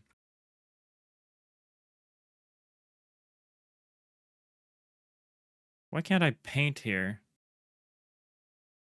I can draw here, but just not here. Oh, because you're in front of me, right? What I need to do is erase this. No, this one. There you go.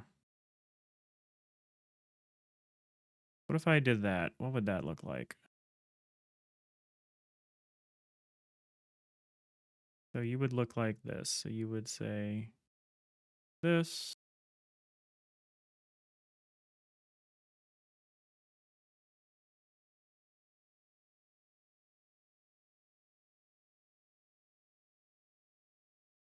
You would have go up to here.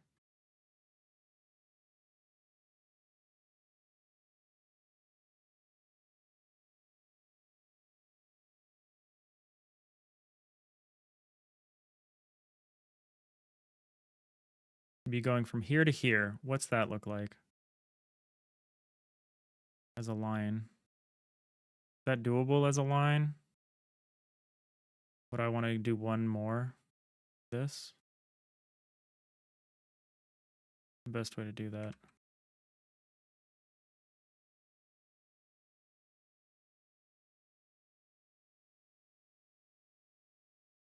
So we've got 5 up here. 5 up, 1 over.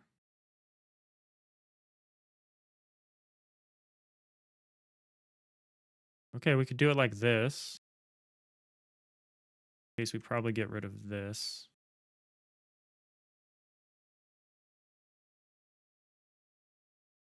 I don't love that. I think I'd rather do something like this. But I can't really facilitate that, can I?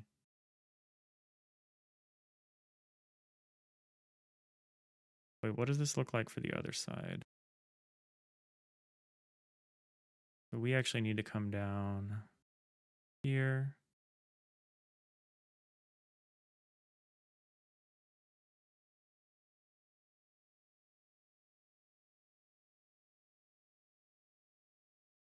I need to be like this.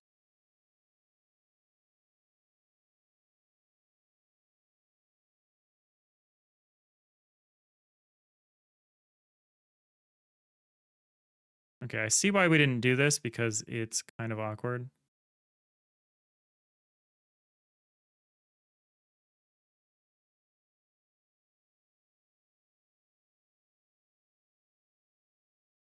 What if we said this?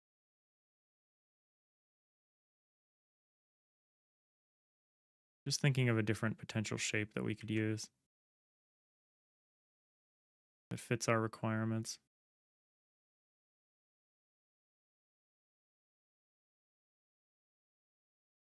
We could do this, but we want to tighten it up. Oh, we could do this.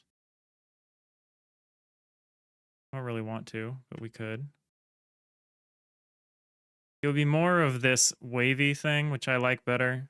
I'd rather if it was two contiguous things, but that doesn't end up happening. I'm going to think about that.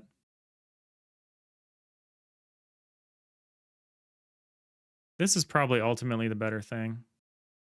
It's kind of a shape. This is what we already have, so let's just hide that.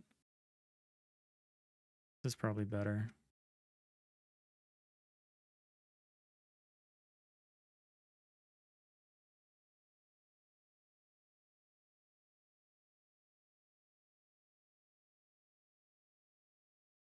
Oh boy, I gotta go.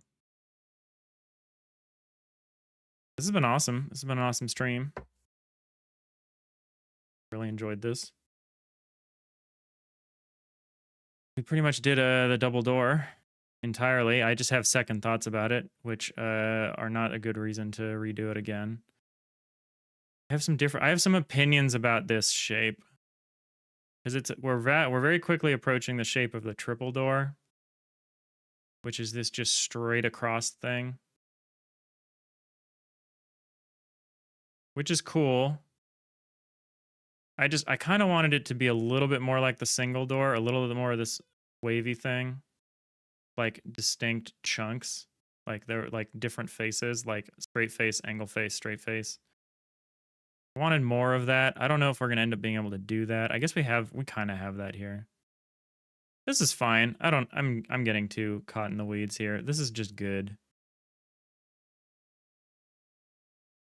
I think this is just good. I think we ship it. So tomorrow we'll get these new doors in the game. We'll see how we like them. We'll probably do some palette shopping, I think. That'll be fun.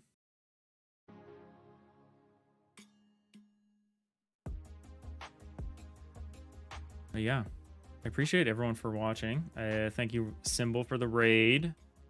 Everyone that I got to see today, thanks for stopping by. Theron Keen, No Jewel, Fusionist, Loki Trickster, Fullbox, Leandro, No Jewel, I might have said twice.